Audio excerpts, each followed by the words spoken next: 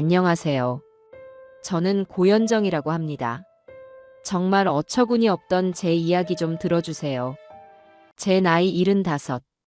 밥보다 약을 더 많이 챙겨 먹어야 하는 나이가 되니 세상 만사가 다 귀찮고 무뎌질 줄 알았어요. 그런데 말이죠. 아직 이 심장이 뜨끈뜨끈하게 뛰고 있다는 걸 얼마 전에야 깨달았답니다. 아주 생각지도 못한 계기 덕분이었죠. 바로 금쪽 같은 제 아들, 딸 녀석들 덕분이었습니다. 그날도 저는 거실 소파에 늘어져 약 먹을 시간을 기다리며 멍하니 텔레비전을 보고 있었어요. 화면 속에서는 막장 드라마 주인공이 제 뺨을 후려치며 울고불고 난리도 아니었죠. 에구, 저 기운에 밭을 갈면 소 한 마리 몫은 하겠다. 혀를 끌끌 차는 순간 요란하게 전화벨이 울렸습니다. 화면에 뜬 아들이라는 두 글자를 보자마자 저는 무릎을 탁 쳤어요. 아이고, 오늘이 바로 그날이구나. 용돈이 입금되는 한 달에 한 번 아들 목소리가 상냥해지는 바로 그날 말입니다.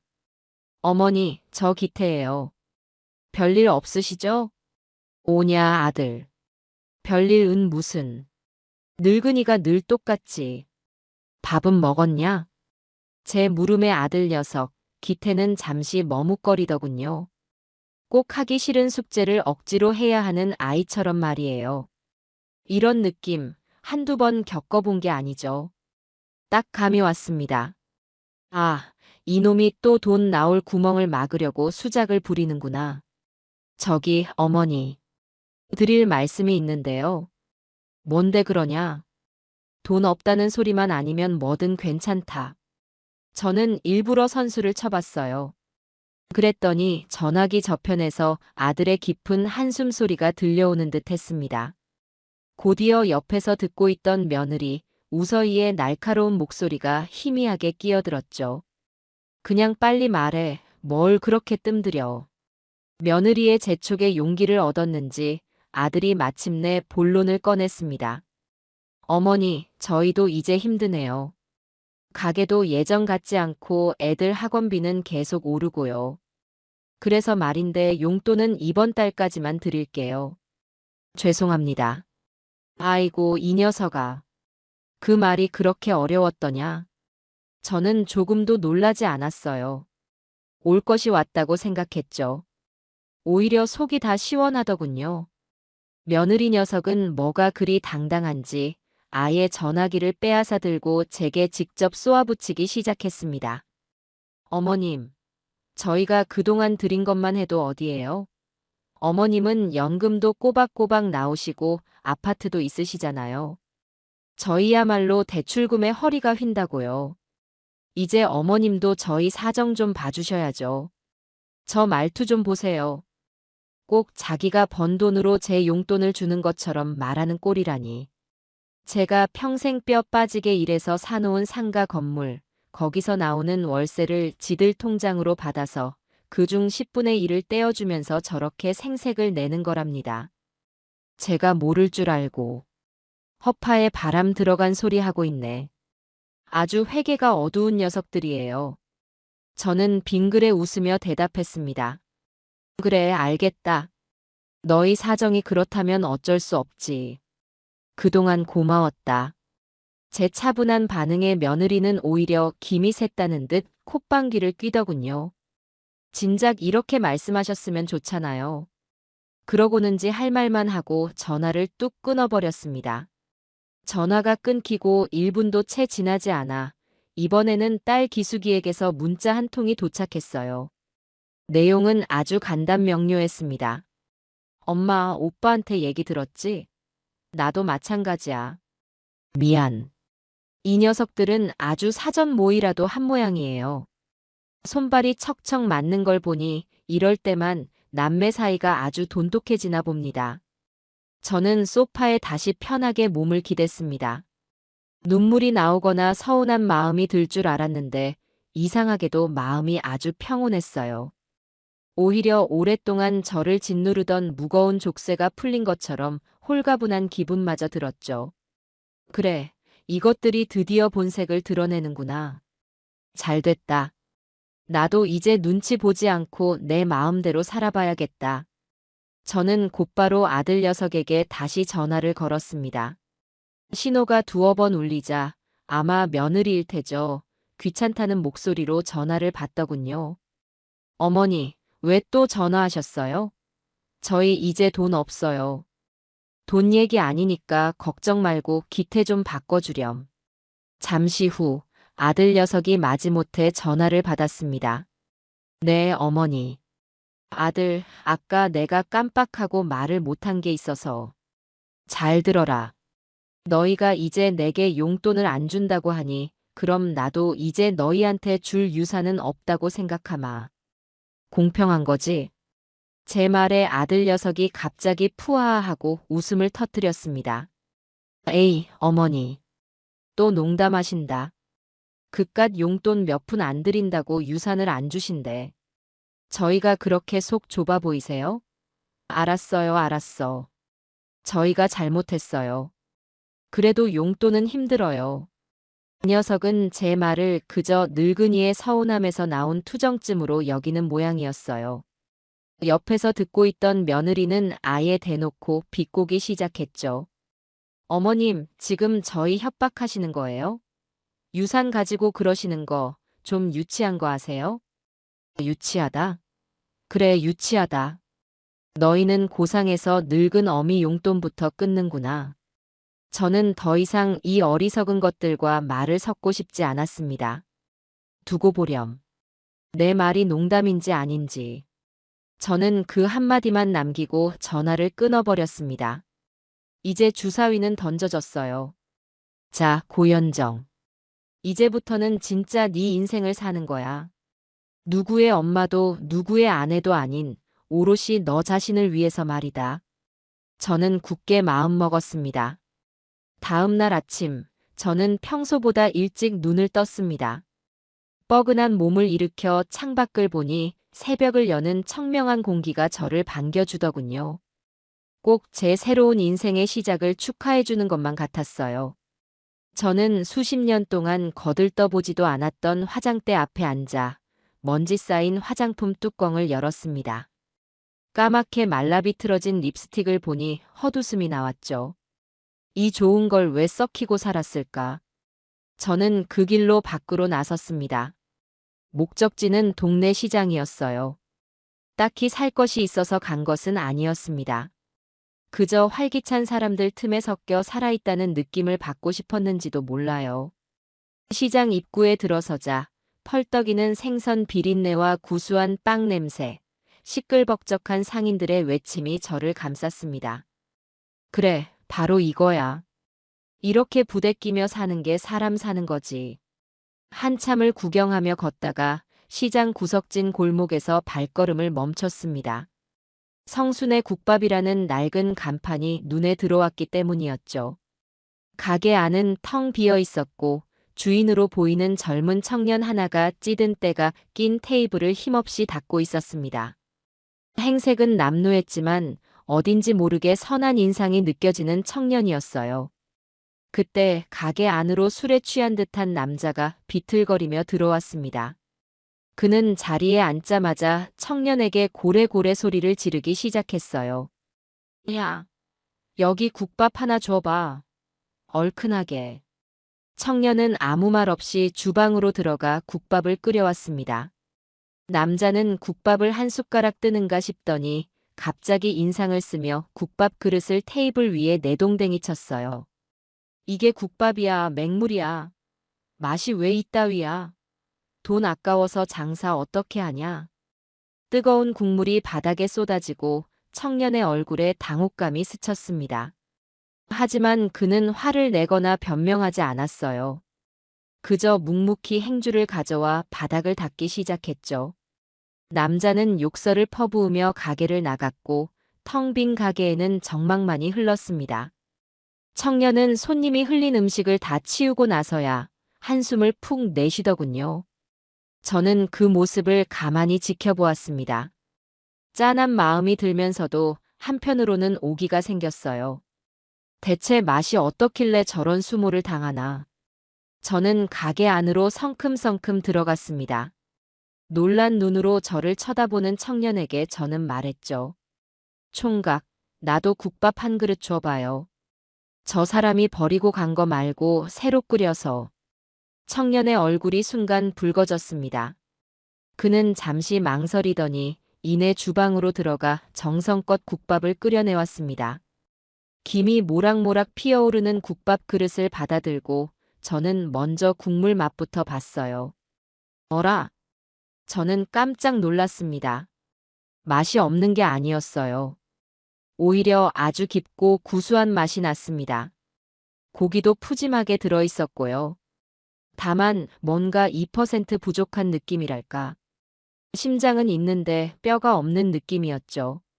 저는 숟가락을 내려놓고 청년을 쳐다보았습니다. 그는 제 눈치를 살피며 안절부절 못하고 있었어요. 총각, 이름이 뭐야? 박성수라고 합니다. 성수 총각. 이 국밥, 맛이 없는 게 아니야. 아주 정직한 맛이 나네. 근데 말이야, 장사는 그렇게 정직하게만 해서는 안 되는 거야. 제 말에 성수는 고개를 갸웃거렸습니다. 손님 주머니에서 돈을 꺼내려면 말이야. 이 심장을 후벼 파는 맛이 있어야 한다고. 지금 총각 국밥은 그냥 착하기만 해. 맛이 너무 착해 빠졌어. 저는 가방에서 지갑을 꺼내 10,000원짜리 한 장을 테이블 위에 올려놓았습니다. 국밥값이야.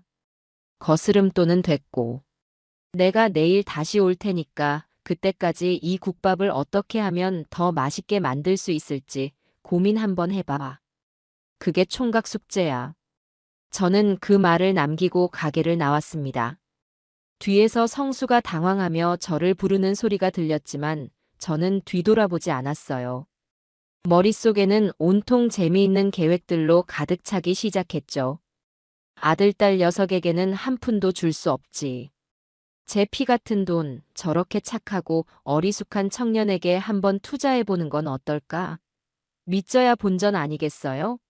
남편 없이 악착같이 돈 모아서 자식들 키워봤자 다 소용없더라고요. 이제부터는 제 돈, 저를 위해서, 아니, 저를 즐겁게 해줄 이 청년을 위해서 한번 써보렵니다. 세상에서 제일 짜릿한 노후 대책, 바로 남의 자식 키우기 아니겠어요? 호호. 팝콘이나 준비해두렴 얘들아. 엄마의 화끈한 투자기가 곧 시작될 테니 말이에요. 다음 날, 저는 어제 갔던 그 시장 골목을 다시 찾았습니다.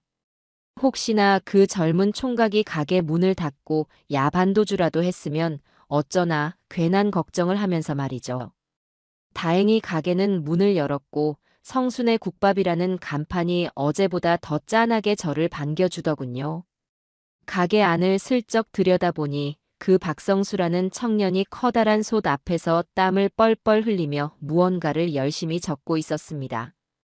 아마 어제 제가 내준 숙제를 하고 있는 모양이었어요. 저는 슬그머니 가게 안으로 들어갔습니다. 저를 발견한 성수 총각이 화들짝 놀라며 쪼르르 달려왔어요. 아이고 어르신, 또 오셨네요. 숙제는 좀 해봤나? 제 물음에 그는 얼굴을 붉히며 고개를 푹 숙였습니다. 네, 나름대로 이것저것 넣어보고 끓여봤는데 영맛이 나아지질 않네요. 역시 저는 장사 수완이 없나 봅니다. 풀이 죽은 강아지 같은 모습에 저도 모르게 웃음이 나왔습니다. 저 순박한 것 좀 보세요. 요즘 젊은이들 같으면 어제 온 할머니가 뭔데 이래라 저래라야? 하고 기분 나빠할 법도 한데 저렇게 제 말을 곧이곧대로 듣고 밤새 끙끙거린 모양입니다. 기특하기도 하고 안쓰럽기도 했죠. 어디 내가 맛 한번 볼까? 저는 주방으로 성큼성큼 걸어 들어갔습니다. 성수 총각은 당황하며 제 뒤를 따랐고요. 솥뚜껑을 열자 구수한 냄새가 확 풍겨왔습니다. 국자로 국물을 떠서 맛을 보니 어제보다 더 진해지긴 했지만 여전히 밍밍한 느낌을 지울 수가 없었어요. 총각, 여기다가 뭘 더 넣었어? 그게 어르신 말씀 듣고 깊은 맛을 내보려고요.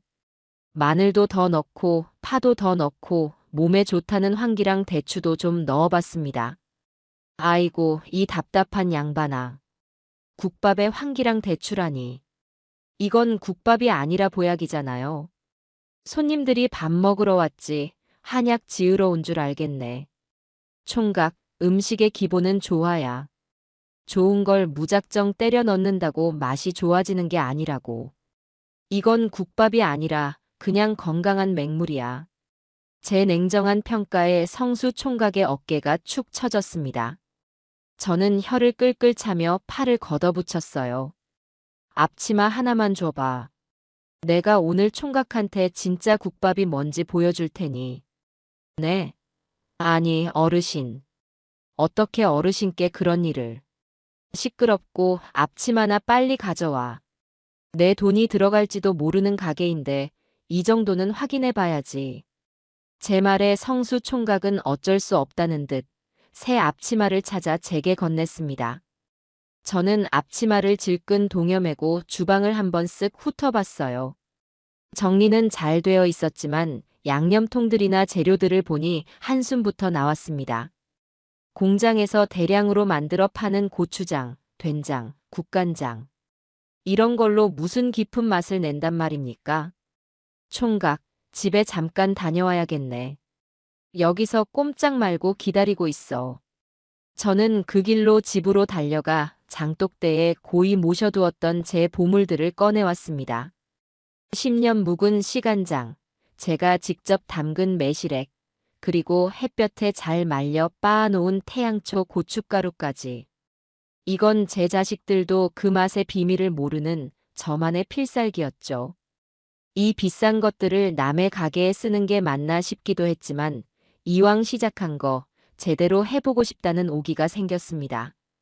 다시 가게로 돌아오니 성수 총각은 제가 시킨 대로 정말 꼼짝도 안 하고 주방 입구에 서 있더군요.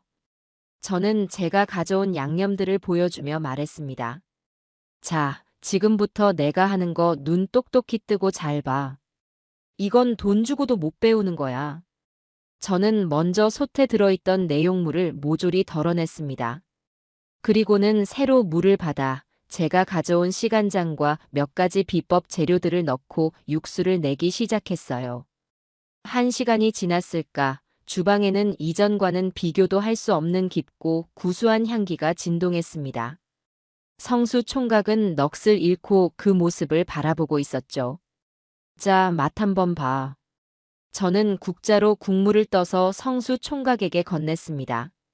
그는 조심스럽게 국물을 받아 마시더니 갑자기 눈을 동그랗게 떴어요. 어르신, 이게 어떻게 이런 맛이 나죠? 제가 끓인 거랑은 차원이 다른데요. 그러니까 내가 말했잖아. 음식은 조화라고. 그리고 가장 중요한 건 바로 이 시간이야. 이 간장 한 방울에 10년의 시간이 담겨 있는 거라고. 알겠어? 그는 연신 고개를 끄덕이며 감탄사를 연발했습니다. 그 모습을 보니 왠지 모르게 뿌듯하고 신이 났어요. 자식 놈들한테 밥 해줄 때는 한 번도 느껴보지 못했던 보람이었습니다. 그때였어요. 텅 빈 가게에 드디어 첫 손님이 들어왔습니다. 점심시간이 훌쩍 지난 시간이라 기대도 안 했는데 말이죠. 손님은 자리에 앉자마자 국밥 하나요를 외쳤습니다. 성수 총각은 긴장한 얼굴로 저를 쳐다봤어요. 저는 눈짓으로 그를 안심시키고 새로 끓인 육수로 국밥을 말아 내보냈습니다. 결과는 대성공이었죠. 손님은 국물 한 방울 남기지 않고 그릇을 싹 비우더니 계산을 하며 성수 총각에게 말했습니다. 사장님, 오늘 국밥 맛이 왜 이렇게 좋아요? 주방장 바뀌었어요? 와, 진짜 맛있네. 내일 또 와야겠다. 칭찬 한마디에 성수 총각의 얼굴에 환한 미소가 번졌습니다. 그 모습을 보니 제 마음도 따뜻해졌어요. 저는 결심을 굳혔습니다. 그래, 바로 여기다. 내 남은 인생과 재산을 투자할 곳은 바로 이곳이다. 손님이 나가고 저는 의자를 끌어다 성수 총각 앞에 앉았습니다. 그리고는 단도직입적으로 말했죠. 총각, 내가 돈 좀 있는데 이 가게에 투자 좀 해볼까? 그러자 성수 총각은 마시던 물을 뿜을 뻔했습니다. 네. 투자요? 어르신 무슨 말씀이세요? 못 알아들었어. 내가 이 가게 동업자가 되어주겠다고. 가게 확장하는 돈도 대주고 내 비법 레시피도 전부 전수해주고. 어때, 구미가 좀 당기나? 저는 의기양양하게 말했지만 성수 총각의 반응은 예상 밖이었습니다. 그는 고개를 절레절레 저으며 손사래를 쳤어요. 아닙니다, 어르신. 저 같은 사람한테 투자하시면 망합니다. 이 가게 곧 정리하려고 했어요. 어르신의 소중한 돈을 제가 망칠 수는 없습니다. 마음만 감사히 받을게요. 아니, 이 청년 좀 보세요. 돈을 대주겠다는데 마다하는 사람이 세상에 어디 있습니까? 보통은 옳다구나 하고 덥석 물 텐데 말이죠. 그 순박한 거절에 저는 이 청년에 대한 확신이 더 커졌습니다. 그래, 사기꾼이 아니구나. 적어도 내 등쳐먹을 놈은 아니야. 망할지 흥할지는 내가 판단해. 총각은 내 레시피대로 국밥만 열심히 끓이면 되는 거야. 싫어. 싫은 게 아니라 그럴 수는 없습니다. 정말입니다, 어르신. 그는 끝까지 제 제안을 거절했습니다. 저는 더 이상 그를 설득하지 않았어요. 고집이 보통이 아니더군요. 대신 이렇게 말했습니다. 좋아. 그럼 투자는 없던 걸로 하지. 대신 내가 여기서 아르바이트를 좀 해야겠다. 네. 아르바이트요? 그래. 주방 이모. 시급은 최저 시급으로 쳐주고. 어때? 제 기상천외한 제안에 성수 총각은 입을 떡 벌리고 저를 쳐다보기만 했습니다. 그 주 주말이었어요. 아들 내외가 철딱서니 없이 용돈을 끊겠다고 통보한 이후 처음으로 집에 찾아왔습니다. 아마 제가 진짜로 화가 났는지 아니면 그냥 하는 소리였는지 염탐하러 온 것이겠죠. 며느리 서희는 거실에 들어서자마자 소파에 드러누워 제 집인 양 리모컨부터 찾더군요. 어머님, 주말인데 어디 다녀오세요? 얼굴 보기가 힘드네요. 며느리의 비아냥거림에 저는 웃으며 대답했습니다. 응, 나도 이제 좀 바빠져서. 일 시작했거든. 네. 일을요? 어머님이요? 제 말에 소파에 누워있던 며느리가 벌떡 일어나 앉았습니다. 아들 기태 녀석도 동그래진 눈으로 저를 쳐다봤고요. 아니, 어머니. 그 연세에 무슨 일을 하세요? 어디 다치시기라도 하면 어쩌려고요? 아들 녀석의 걱정하는 듯한 말투에 코웃음이 나왔습니다. 제 건강이 걱정되는 게 아니라 제 병원비가 걱정되는 것이겠죠. 걱정 마라. 힘든 일 아니야. 그냥 식당 주방에서 좀 거들어주는 거니까. 식당이요? 이번에는 며느리가 끼어들었습니다. 그녀의 눈빛에는 경멸과 호기심이 뒤섞여 있었어요. 어머님, 어느 식당인데요? 설마 그 허름한 국밥집이에요? 동네 아줌마들이 그러던데 어머님이 매일 거기 출근하신다고요. 소문 한번 빠르기도 하지. 저는 순순히 인정했습니다. 응, 맞아. 성순의 국밥집. 거기 주방 이모로 취직했어. 제 대답에 아들 내외는 서로를 쳐다보며 기가 막힌다는 표정을 지었습니다. 며느리 서희는 참지 못하고 쏘아붙이더군요. 어머님, 제정신이세요? 어떻게 그런 데서 일을 하세요? 저희 체면도 좀 생각해 주세요. 남들이 알면 저희가 어머님 용돈도 안 들여서 식당일 나간다고 욕할 거 아니에요. 욕 좀 먹으면 어떠냐? 사실인데. 너희가 용돈 안 줘서 나 일하는 거 맞잖아. 제 반격에 며느리는 말문이 막혔는지 입술만 달싹거렸습니다. 이번에는 아들 녀석이 나섰어요. 그는 제 옆에 바싹 다가앉으며 은밀한 목소리로 말했습니다. 어머니, 솔직히 말씀해 보세요. 그 국밥집 청년한테 돈이라도 주신 거예요? 어머니, 그 나이에 사기당하시려고요? 요즘 젊은 것들이 얼마나 영악한데요. 불쌍한 척 접근해서 등쳐먹는 놈들이 한둘인 줄 아세요? 사기. 사기는 너희가 나한테 치고 있는 게 사기 아니냐? 내 상가 월세 받아먹으면서 용돈 한 푼 못 주겠다고 버티는 게 사기지. 제 말에 아들 녀석의 얼굴이 울그락불그락해졌습니다. 어머니, 어떻게 말씀을 그렇게 하세요? 저희가 그 돈 저희 좋자고 썼어요? 다 손주들 학원비랑 생활비로 나간 거잖아요. 저희가 제일 안전한 투자처잖아요. 드디어 본심이 나왔네요. 안전한 투자처라. 너희 같은 밑 빠진 독에 물 붓는 게 어떻게 안전한 투자란 말이냐? 저는 자리에서 일어나 부엌으로 향했습니다. 더 이상 이 녀석들과 실랑이 하고 싶지 않았어요. 쓸데없는 소리 그만하고 밥이나 먹고 가거라. 너희가 좋아하는 갈비찜 해놨다. 제 말에 아들 내외는 언제 그랬냐는 듯 표정을 바꾸고 식탁에 앉았습니다. 그리고는 허겁지겁 갈비찜을 먹어치우기 시작했죠. 그 모습을 보니 왠지 모르게 성수 총각의 얼굴이 떠올랐습니다. 제 국밥 국물 한 모금에 감동하던 그 순수한 얼굴이 말이죠. 그래요, 저는 이미 알고 있었습니다. 제 진짜 아들이 누구인지. 아니, 제가 앞으로 진짜 아들로 삼고 키워야 할 사람이 누구인지를 말입니다. 며칠 뒤 성수 총각은 제 손에 들린 커다란 보따리를 보고 어쩔 줄 몰라 했습니다. 어르신, 정말 이렇게까지 안 하셔도 되는데. 저는 아랑곳하지 않고 보따리를 주방 식탁 위에 풀어놓았죠. 보따리 안에는 제가 밤새 만든 각종 양념장과 장아찌들이 가득했습니다. 이건 단순한 반찬이 아니었어요. 앞으로 성순의 국밥을 이 동네 최고의 맛집으로 만들어줄 저의 비밀 병기들이었죠. 총각, 내가 주방 이모로 일하는 이상, 이 주방의 규칙은 내가 정해. 앞으로 식당에서 쓰는 모든 양념과 반찬은 내가 만든다. 총각은 내가 시키는 대로 국밥만 맛있게 끓이면 돼. 알았어. 제 단호한 선언에 성수 총각은 더 이상 아무 말도 하지 못하고 고개만 끄덕였습니다. 그렇게 저의 본격적인 투자가 시작되었습니다. 투자의 시작은 돈이 아니었어요. 바로 제 손맛과 평생의 노하우, 제 인생이 담긴 레시피였죠. 저는 이것을 유산 1호라고 이름 붙였습니다. 저는 먼저 성수 총각에게 제대로 된 육수 비법부터 전수하기 시작했습니다.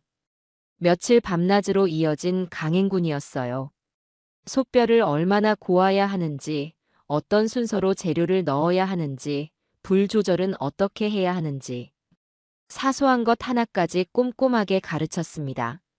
성수 총각은 군소리 한마디 없이 제가 시키는 대로 묵묵히 따라왔어요. 잠도 제대로 못 자 퀭한 눈을 하고서도 제가 무언가를 가르쳐 줄 때면 아이처럼 눈을 반짝였습니다. 그 모습이 어찌나 예뻐 보이던지. 제 아들놈은 대학 등록금 내줄 때도 저런 눈빛을 보여준 적이 없었는데 말이죠. 마침내 우리의 새로운 국밥이 완성되었습니다. 이전과는 비교할 수 없는 깊고 진한 맛이었죠. 성수 총각은 자기가 만든 국밥을 맛보고는 감격해서 눈물까지 글썽였습니다. 어르신 감사합니다. 정말 감사합니다. 돌아가신 저희 어머니도 이렇게 맛있는 국밥은 못 끓여주셨어요. 이제 시작이야, 임마. 울지 말고 정신 똑바로 차려. 저는 퉁명스럽게 말했지만 마음 한구석이 찡해오는 건 어쩔 수 없었습니다. 국밥 맛이 달라지자 거짓말처럼 손님들이 하나둘 늘기 시작했습니다. 처음에는 동네 어르신들이나 시장 상인들이 대부분이었죠. 그들은 하나같이 아니, 이 집 국밥 맛이 왜 이렇게 변했어? 완전 다른 집이 됐네. 라며 놀라워했습니다. 입소문은 참 무서운 것이더군요. 일주일도 채 지나지 않아 점심시간이면 가게 안은 손님들로 북적이기 시작했습니다. 저는 국밥 맛만 바꾼 것이 아니었어요. 가게 전체를 뜯어고치기 시작했죠. 칙칙했던 벽지는 화사한 색으로 새로 도배하고 끈적거리던 테이블과 의자는 윤이 나게 닦았습니다. 삐뚤빼뚤 쓰여있던 메뉴판은 제가 직접 붓글씨로 써서 새로 걸었고요. 성수 총각에게는 꼬질꼬질한 티셔츠 대신 깔끔한 조리복을 사입혔습니다. 허름하고 지저분했던 국밥집은 어머니와 아들이 운영하는 정겨운 맛집이라는 새로운 컨셉으로 다시 태어났죠. 물론 여기서 아들은 제 친아들이 아니라 성수 총각을 말하는 것이었지만요. 가게가 점점 활기를 띠자 성수 총각의 얼굴에도 웃음꽃이 피었습니다. 그는 매일 저보다 먼저 가게에 나와 청소를 하고 재료를 준비했어요. 손님들에게는 또 어찌나 친절하게 대하는지. 그의 성실함과 착한 심성은 손님들에게도 고스란히 전해졌습니다. 손님들은 이제 저를 주방 이모님이 아니라 사장님 어머니라고 부르기 시작했어요. 모든 것이 순조롭게 흘러가는 듯 했습니다. 하지만 세상에 공짜는 없는 법이죠. 예상치 못한 곳에서 첫 번째 태클이 들어왔습니다. 바로 제 며느리 우서희에게서였어요. 어느 날 저녁 가게 마감을 준비하고 있는데 며느리에게서 전화가 걸려왔습니다. 전화를 받자마자 다짜고짜 고함을 지르더군요. 어머님, 지금 뭐 하시는 거예요? 거기 국밥집에 돈이라도 보태주셨어요? 동네방네 어머님이 그 가게 먹여 살린다고 소문이 파다해요. 아마 가게에 손님이 많아진 것을 보고 제가 돈을 댔다고 지레 짐작한 모양입니다. 저는 차분하게 대꾸했습니다. 돈은 무슨 돈? 내 인건비도 못 받고 일해주고 있는데. 거짓말하지 마세요. 돈도 안 줬는데 가게가 그렇게 잘 될 리가 없잖아요. 저희한테 줄 돈은 없다면서 남의 자식한테는 돈이 막 나가시나 봐요. 어머님, 정말 저희한테 어떻게 이러실 수 있어요? 며느리의 목소리에는 서운함이 아니라 당연히 자기 것이라고 생각했던 무언가를 빼앗긴 사람의 분노가 담겨 있었습니다. 그 속내가 너무 빤히 보여서 헛웃음이 나왔어요. 애미야, 내가 한 가지만 묻자. 내가 내 돈으로 내 아들 밥을 사주든 남의 아들 가게를 차려주든 그게 너랑 무슨 상관이니? 상관이 왜 없어요? 어머님 돈이 그냥 어머님 돈이에요. 그 돈 나중에 다 저희가 물려받을 돈이잖아요. 저희 유산을 왜 어머님 마음대로 남한테 쓰세요? 드디어 이실직고를 하네요. 제가 아니라 제 돈이 자기들 것이라고 생각하고 있었던 겁니다. 저는 더 이상 이 어리석은 며느리와 말을 섞고 싶지 않았습니다. 잘 들어라. 이제 거긴 그냥 국밥집이 아니라 내 사업장이야. 내 노후를 책임져줄 아주 중요한 사업장이라고. 그러니 앞으로 그 가게에 대해 함부로 말하지 마라. 그리고 한 가지 더. 네가 말한 그 유산, 이제 너희한테는 한 푼도 안 돌아갈 줄 알아. 내가 그 잘난 유산으로 뭘 하는지 앞으로 눈 똑똑히 뜨고 지켜보기나 해. 저는 그 말을 끝으로 전화를 끊어버렸습니다. 전화기 저편에서 며느리가 악을 쓰는 소리가 들렸지만 조금도 신경 쓰이지 않았어요. 오히려 마음이 후련했습니다. 그래요, 이제 전쟁은 시작되었습니다.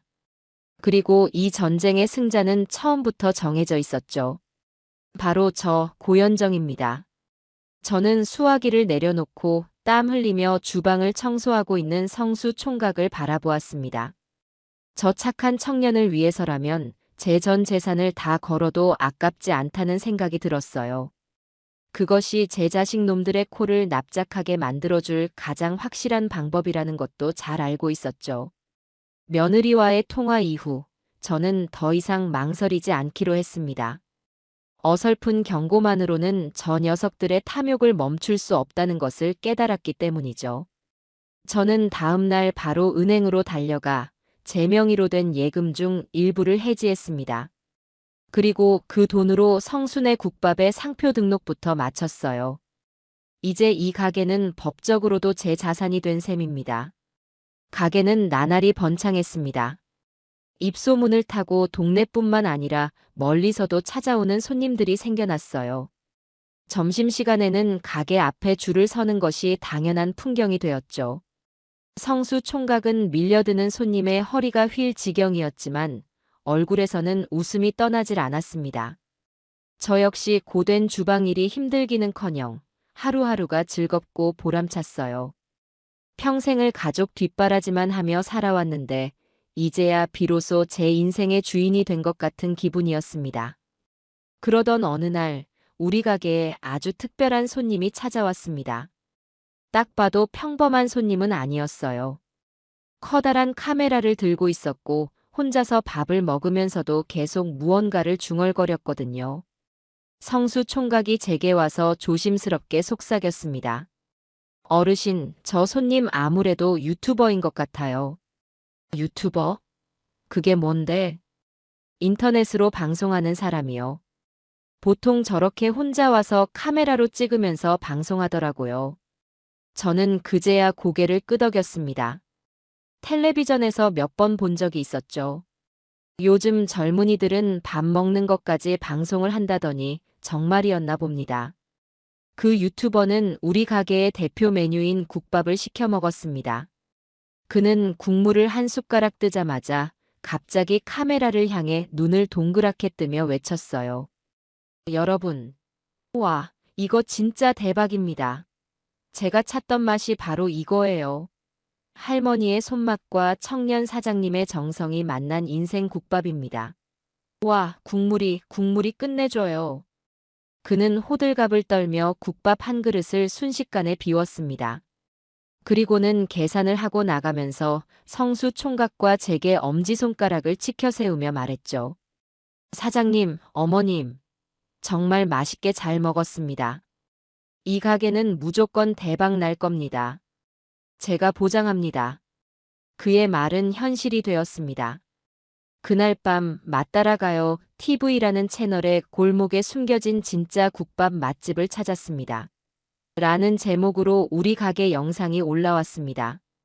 영상은 하루 만에 조회수 100만을 돌파했고 댓글창에는 당장 좌표 찍어주세요. 현기증 난단 말이에요. 우리 동네에 저런 곳이 있었다니 같은 글들이 수천 개가 달렸습니다. 다음 날 가게 문을 열기도 전부터 가게 앞은 손님들로 장사진을 이루었습니다. 끝이 보이지 않는 줄에 저와 성수 총각은 입을 떡 벌리고 말았죠. 그날 우리는 그야말로 눈코 뜰 새 없이 바빴습니다. 재료가 조기에 소진되어 점심 장사밖에 못할 정도였으니까요. 몸은 녹초가 되었지만 제 통장에 찍히는 어마어마한 매출액을 보니 피로가 싹 가시는 기분이었습니다. 하지만 세상 모든 일에는 빛과 그림자가 함께 있는 법이죠.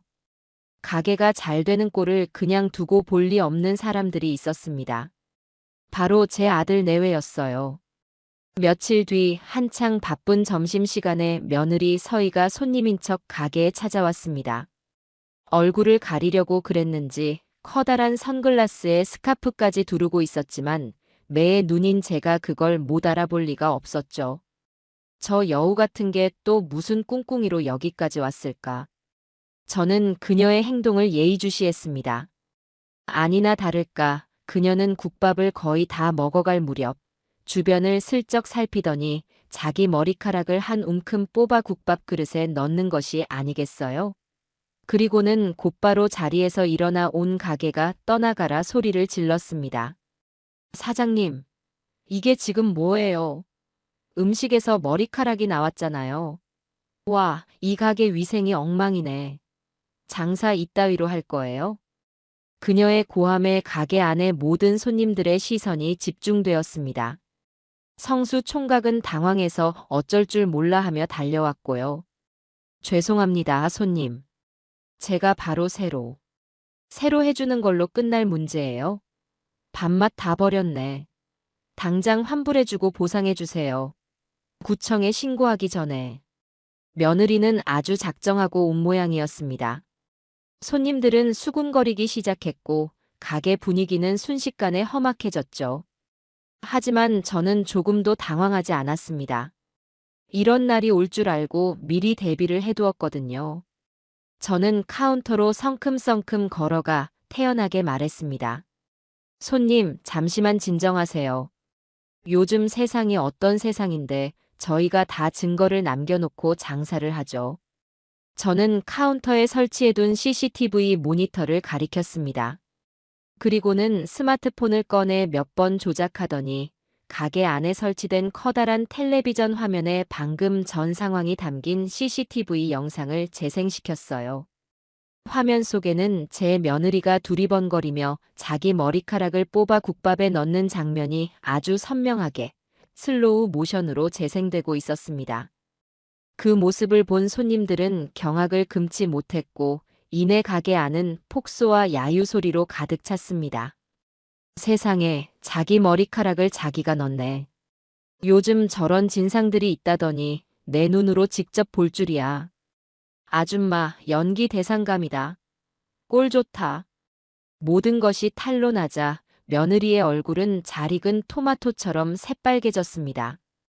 그녀는 선글라스로도 가려지지 않는 창피함에 어쩔 줄 몰라 하다가 결국 아무 말도 못하고 가게 밖으로 도망치듯 뛰쳐나갔습니다. 그 모습을 본 손님들은 통쾌하다는 듯 박수까지 쳤어요. 이 사건은 오히려 우리 가게에 대한 손님들의 신뢰를 더욱 높여주는 계기가 되었습니다. 그날 이후 우리 가게는 진상 손님도 물리치는 CCTV 맛집이라는 별명까지 얻으며 더욱더 유명해졌답니다. 저는 도망가는 며느리의 뒷모습을 보며 빙그레 웃었습니다. 애미야, 그 정도 꼼수로 내 50년 장사 내공을 이길 수 있을 것 같으냐? 이건 그냥 맛보기에 불과하단다. 앞으로 내가 니들한테 보여줄 세상은 훨씬 더 맵고 짜릿할 테니 단단히 각오하는 게 좋을 거야. 제 통쾌한 반격은 이제 막 시작되었을 뿐이니까요. 며느리 녀석이 머리카락 소동을 버리고 꽁지가 빠져라 도망친 그날 밤, 저는 모처럼 발을 뻗고 아주 편안하게 잠이 들었습니다. 남의 속을 시원하게 긁어주는 것만큼 좋은 수면제는 없더라고요. 하지만 제 평화는 그리 오래 가지 않았습니다. 바로 다음 날, 이번에는 아들 녀석, 김기태가 나설 차례였나 봅니다.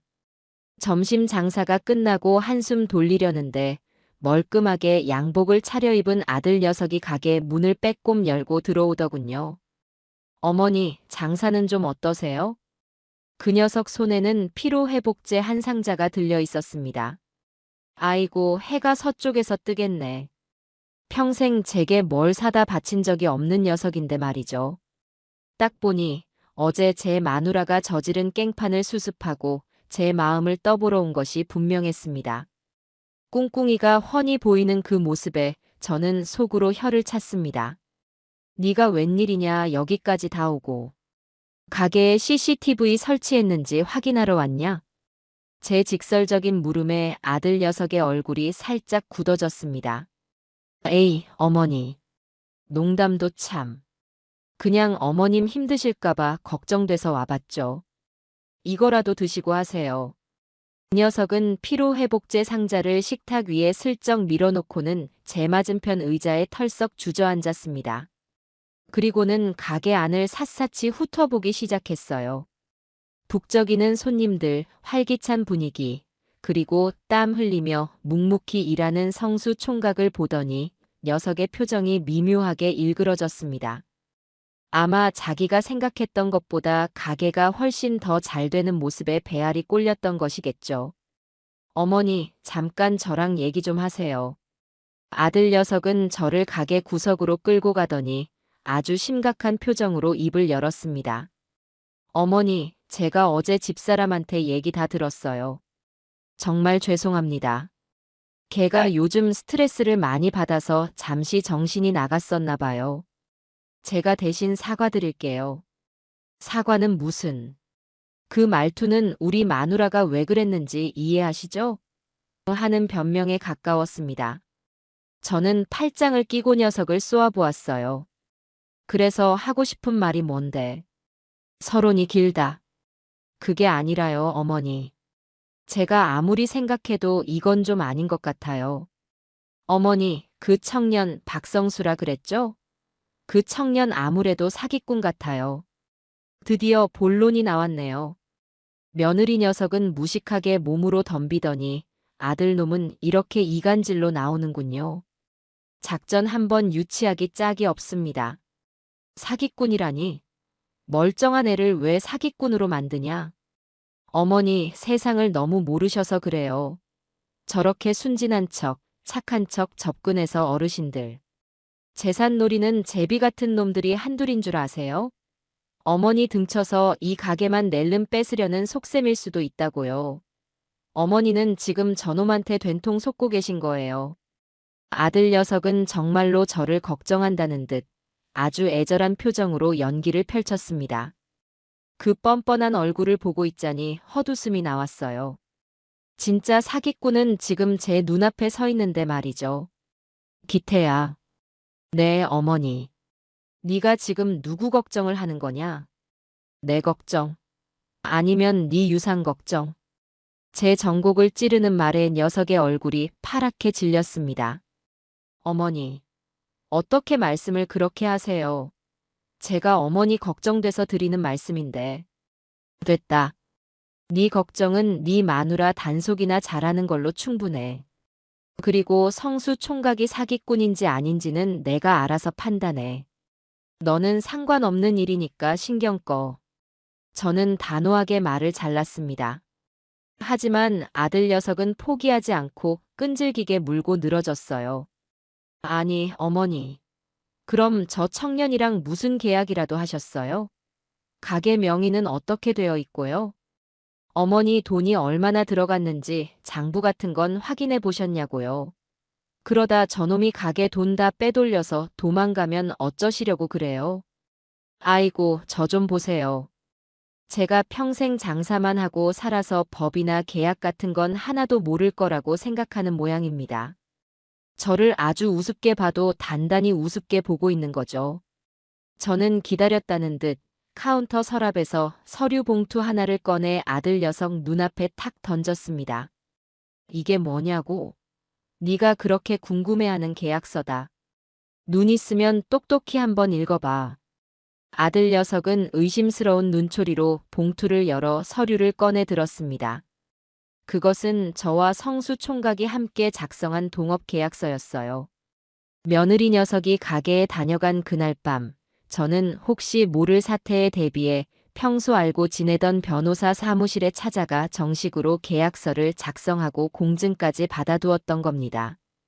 계약서 내용을 확인한 아들 녀석의 얼굴이 점점 하얗게 굳어갔습니다.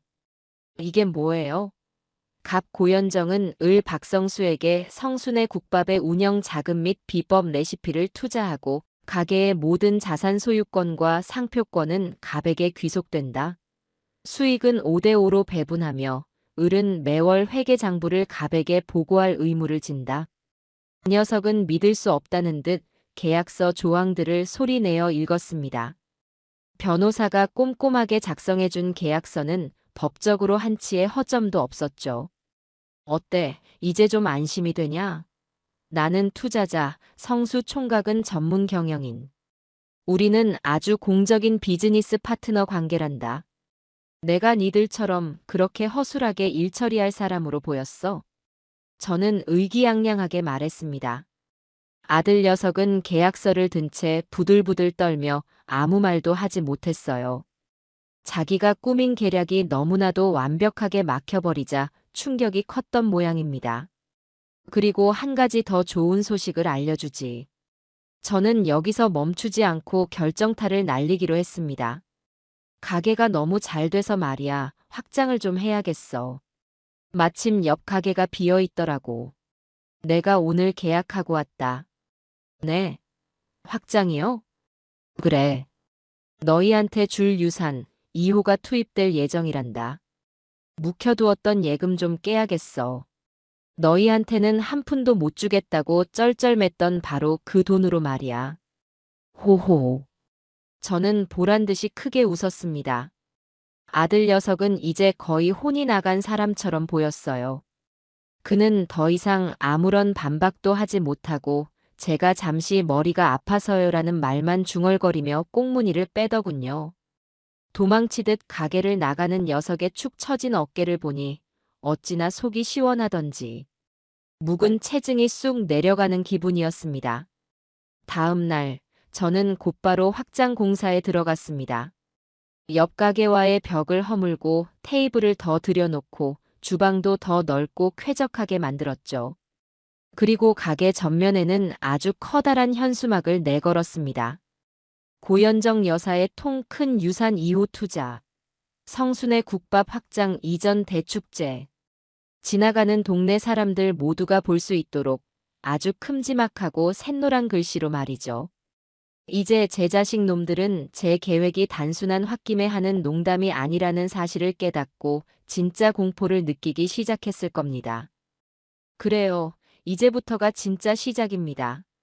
너희가 그토록 소중하게 생각하는 그 유산이라는 것이 너희 손에 닿지 않는 곳에서 얼마나 화려하게 꽃 피울 수 있는지 제가 똑똑히 보여줄 테니까요. 기대하렴, 얘들아. 엄마의 투자는 이제 막 시동을 걸었을 뿐이란다. 아들 녀석의 걱정하는 척 작전마저 처참하게 실패로 돌아가자 저희 집안의 악의 축인 아들 내외는 새로운 전략을 짜낸 모양입니다. 이번에는 딸 기숙이를 저희 가게에 투입하기로 결정했나 봐요. 며느리처럼 대놓고 깽판을 치지도 아들처럼 어설프게 머리를 굴리지도 못하는 순한 딸을 이용해 내부에서부터 저와 성수 총각을 흔들어 보겠다는 속셈이었겠죠. 며칠 뒤 딸 기숙이가 잔뜩 멋을 부린 어색한 차림으로 가게에 나타났습니다. 엄마, 일하는데 힘들지 않아? 내가 좀 도와주러 왔어. 그녀는 제게 윙크를 하며 살갑게 굴었지만 그 눈빛은 불안하게 흔들리고 있었습니다. 딱 보니 오빠 내외의 등살에 못 이겨 억지로 끌려온 것이 분명했어요. 저는 그 속내를 모르는 척 반갑게 딸을 맞았습니다. 아이고, 우리 딸이 웬일이야. 엄마 일하는데 와주고. 기특하네. 그럼 엄마가 이렇게 고생하는데 딸이 당연히 와봐야지. 뭘 도우면 될까? 나 설거지 잘하는데. 기숙이는 서툰 솜씨로 앞치마를 두르고는 곧장 주방으로 향했습니다. 하지만 평생 물 한 방울 안 묻히고 살아온 애가 뭘 알겠어요. 그릇을 깨먹는 건 예사고 퐁퐁 거품을 온 사방에 튀기며 난리를 쳤습니다. 그 모습에 성수 총각은 안절부절 못하며 기숙이의 뒤를 졸졸 따라다니며 수습하기 바빴죠. 저는 그 꼴을 가만히 지켜보았습니다.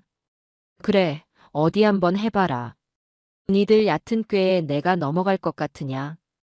저는 기숙이가 무슨 목적으로 이곳에 왔는지 다 알고 있었습니다. 아마 저 몰래 성수 총각에게 접근해서 우리 엄마 돈 보고 접근하는 거죠? 따위의 유치한 질문을 던지며 그의 속을 떠보거나 어떻게든 흠을 잡아내려 혈안이 되어 있겠죠. 아니나 다를까 기숙이는 설거지를 핑계로 계속 주방에 머물며 성수 총각에게 슬쩍슬쩍 말을 걸기 시작했습니다. 사장님, 젊으신데 고생이 많으시네요. 우리 엄마 때문에 괜히 더 힘드신 거 아니에요? 아닙니다. 회장님, 아니 어르신 덕분에 제가 이렇게 장사하는 걸요. 성수 총각은 어색하게 웃으며 대답했습니다. 기숙이는 포기하지 않고 계속해서 그를 떠봤어요. 근데 사장님은 고향이 어디세요? 부모님은 다 계시고요. 우리 엄마는 인정이 많아서 좀 딱한 사정 있는 사람 보면 그냥 못 지나치시거든요. 그 말은 즉, 너 혹시 불쌍한 척 우리 엄마한테 접근한 거 아니니? 하는 소리였습니다. 저런 한심한 질문에 성수 총각이 어떻게 대답할지 저도 궁금해지더군요. 점심 장사가 끝나고 잠시 한가해진 틈을 타 기숙이는 작정하고 성수 총각에게 다가갔습니다. 저는 못 듣는 척 홀에서 테이블을 닦으며 두 사람의 대화에 귀를 기울였어요. 사장님, 잠깐 얘기 좀 할 수 있을까요? 기숙이는 주방 한쪽 구석에서 쉬고 있는 성수 총각에게 다가가 조심스럽게 말을 걸었습니다. 성수 총각은 의아한 표정으로 그녀를 바라봤죠. 네, 말씀하세요. 저희 엄마가 이 가게에 돈을 얼마나 대주신 거예요? 솔직하게 말씀해 주세요. 저희 엄마가 사장님한테 속고 있는 것 같아서 제가 너무 불안해서 그래요. 딸 녀석은 눈물까지 글썽이며 동정심을 유발하는 작전을 쓰는 모양이었습니다. 성수 총각은 잠시 아무 말 없이 기숙이를 바라보더니 이내 깊은 한숨을 내쉬었습니다. 그리고는 뜻밖의 이야기를 꺼내기 시작했어요. 따님. 그는 기숙이를 따님이라고 불렀습니다. 그 호칭에는 묘한 거리감과 함께 예의가 담겨 있었죠. 제가 어르신께 돈을 받은 건 사실입니다. 하지만 그건 투자를 받은 것이지 공짜로 받은 돈이 아닙니다.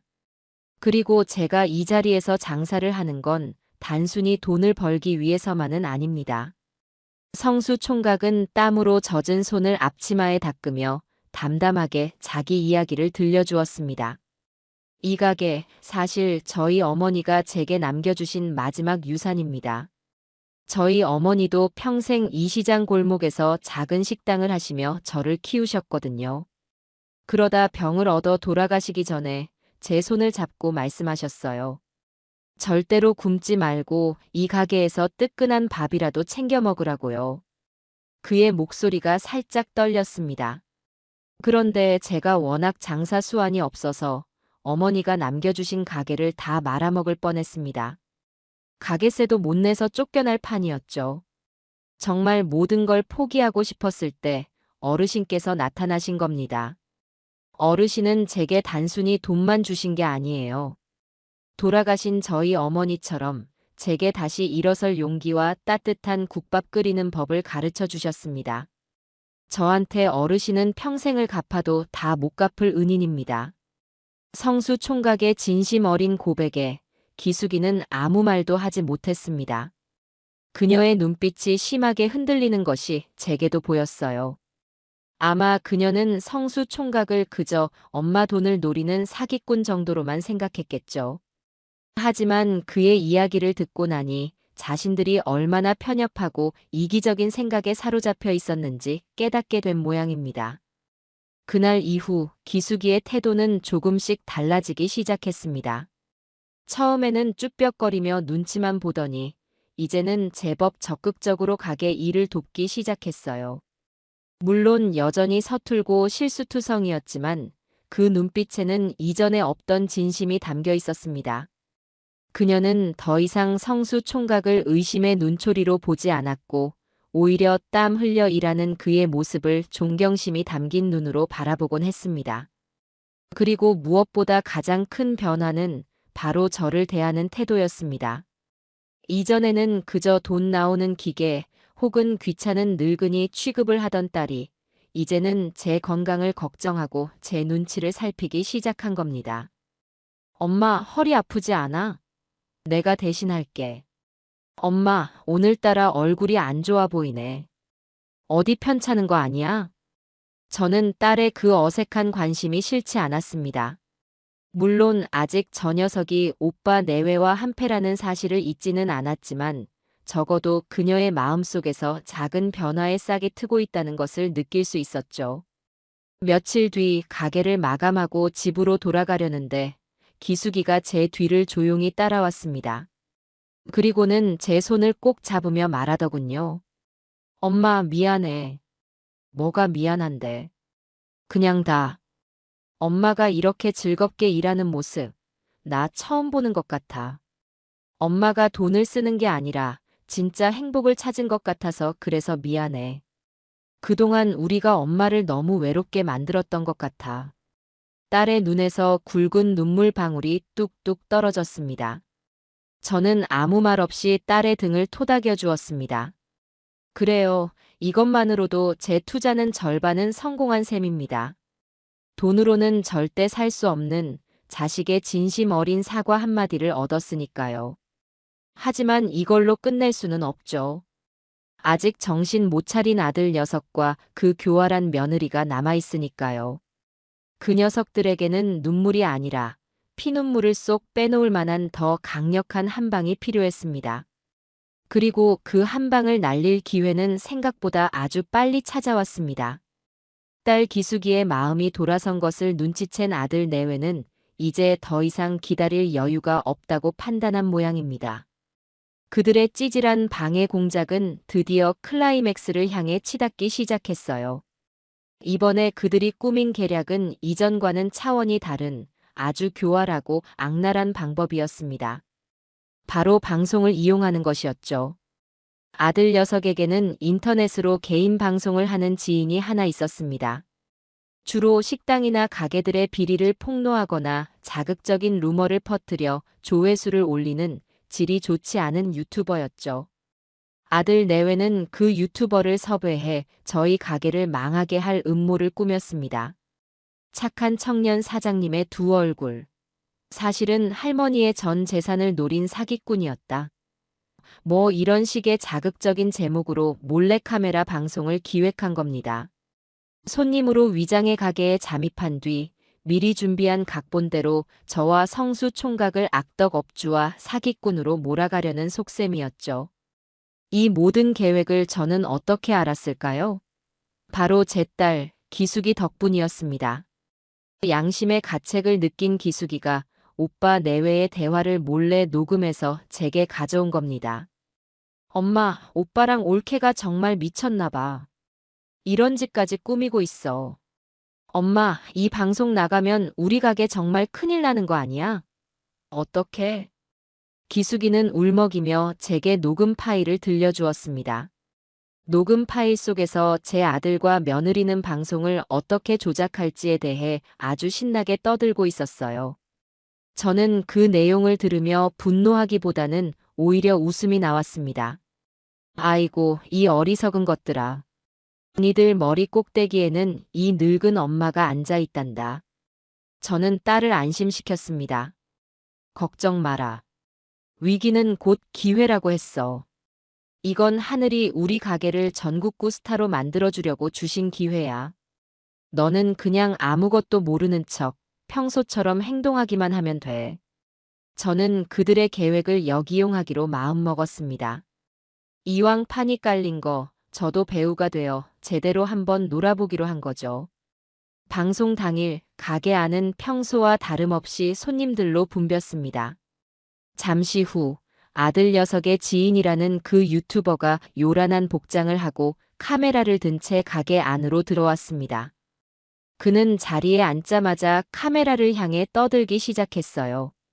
네, 시청자 여러분. 김탐정의 진실폭로 김탐정입니다. 제가 오늘 제보를 하나 받고 이 시장 골목의 작은 국밥집에 찾아왔는데요. 이곳이 바로 순진한 할머니의 재산을 등쳐먹는 악랄한 청년 사장님이 운영하는 곳이라고 합니다. 과연 그 소문이 사실인지 오늘 제가 낱낱이 파헤쳐 보도록 하겠습니다. 그의 자극적인 멘트에 가게 안의 손님들이 술렁이기 시작했습니다. 저는 못 들은 척 주방에서 묵묵히 제 할 일만 하고 있었죠. 유튜버는 국밥을 주문하고는 음식을 나르는 성수 총각에게 일부러 시비를 걸기 시작했습니다. 사장님, 이 국밥 위생적으로 만든 거 맞아요? 고기 원산지는 어디고요? 이거 혹시 유통기한 지난 재료 쓰는 거 아니에요? 말도 안 되는 트집을 잡으며 성수 총각을 몰아세웠습니다. 성수 총각은 제게 미리 언지를 받은 대로 당황한 표정으로 어버버하며 제대로 대답을 못하는 연기를 펼쳤죠. 그게 아니고요, 손님. 저희는 매일 신선한 재료만 됐고. 주방에서 일하시는 할머니는 누구세요? 가족이세요? 혹시 저 할머니 월급은 제대로 주고 일 시키는 겁니까? 유튜버는 이제 타겟을 저로 돌렸습니다. 저는 기다렸다는 듯 슬픈 표정을 지으며 주방에서 나왔습니다. 그리고는 유튜버의 카메라를 향해 하소연하듯 말하기 시작했죠. 아이고 선생님. 그런 거 물어보지 마세요. 우리 착한 박 사장이 난처해집니다. 할머니 괜찮습니다. 진실을 말씀해 주세요. 저 사장님이 할머니를 착취하고 있는 겁니까? 저는 눈물을 글썽이며 제 아들 내외가 짜놓은 각본대로 완벽한 연기를 펼쳤습니다. 착취는요, 무슨. 다 내가 좋아서 하는 일인데요. 내가 이 나이에 어디 가서 돈을 벌겠어요. 우리 박 사장이 걷어준 것만 해도 고맙죠.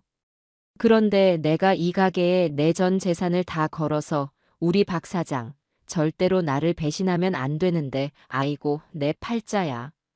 저는 일부러 전 재산이라는 단어를 강조하며 바닥에 주저앉아 대성통곡하는 연기를 했습니다. 제 신들린 연기에 가게 안은 순식간에 숙연해졌고 유튜버는 옳다구나 하는 표정으로 카메라를 제게 바싹 들이밀었죠. 그의 방송 채팅창은 저런 악마 같은 놈. 할머니 너무 불쌍해요. 같은 글들로 도배되고 있었습니다. 모든 것이 그들의 계획대로 흘러가는 듯 했습니다. 방송 말미 유튜버는 의기양양하게 카메라를 보며 클로징 멘트를 날렸습니다. 네, 시청자 여러분.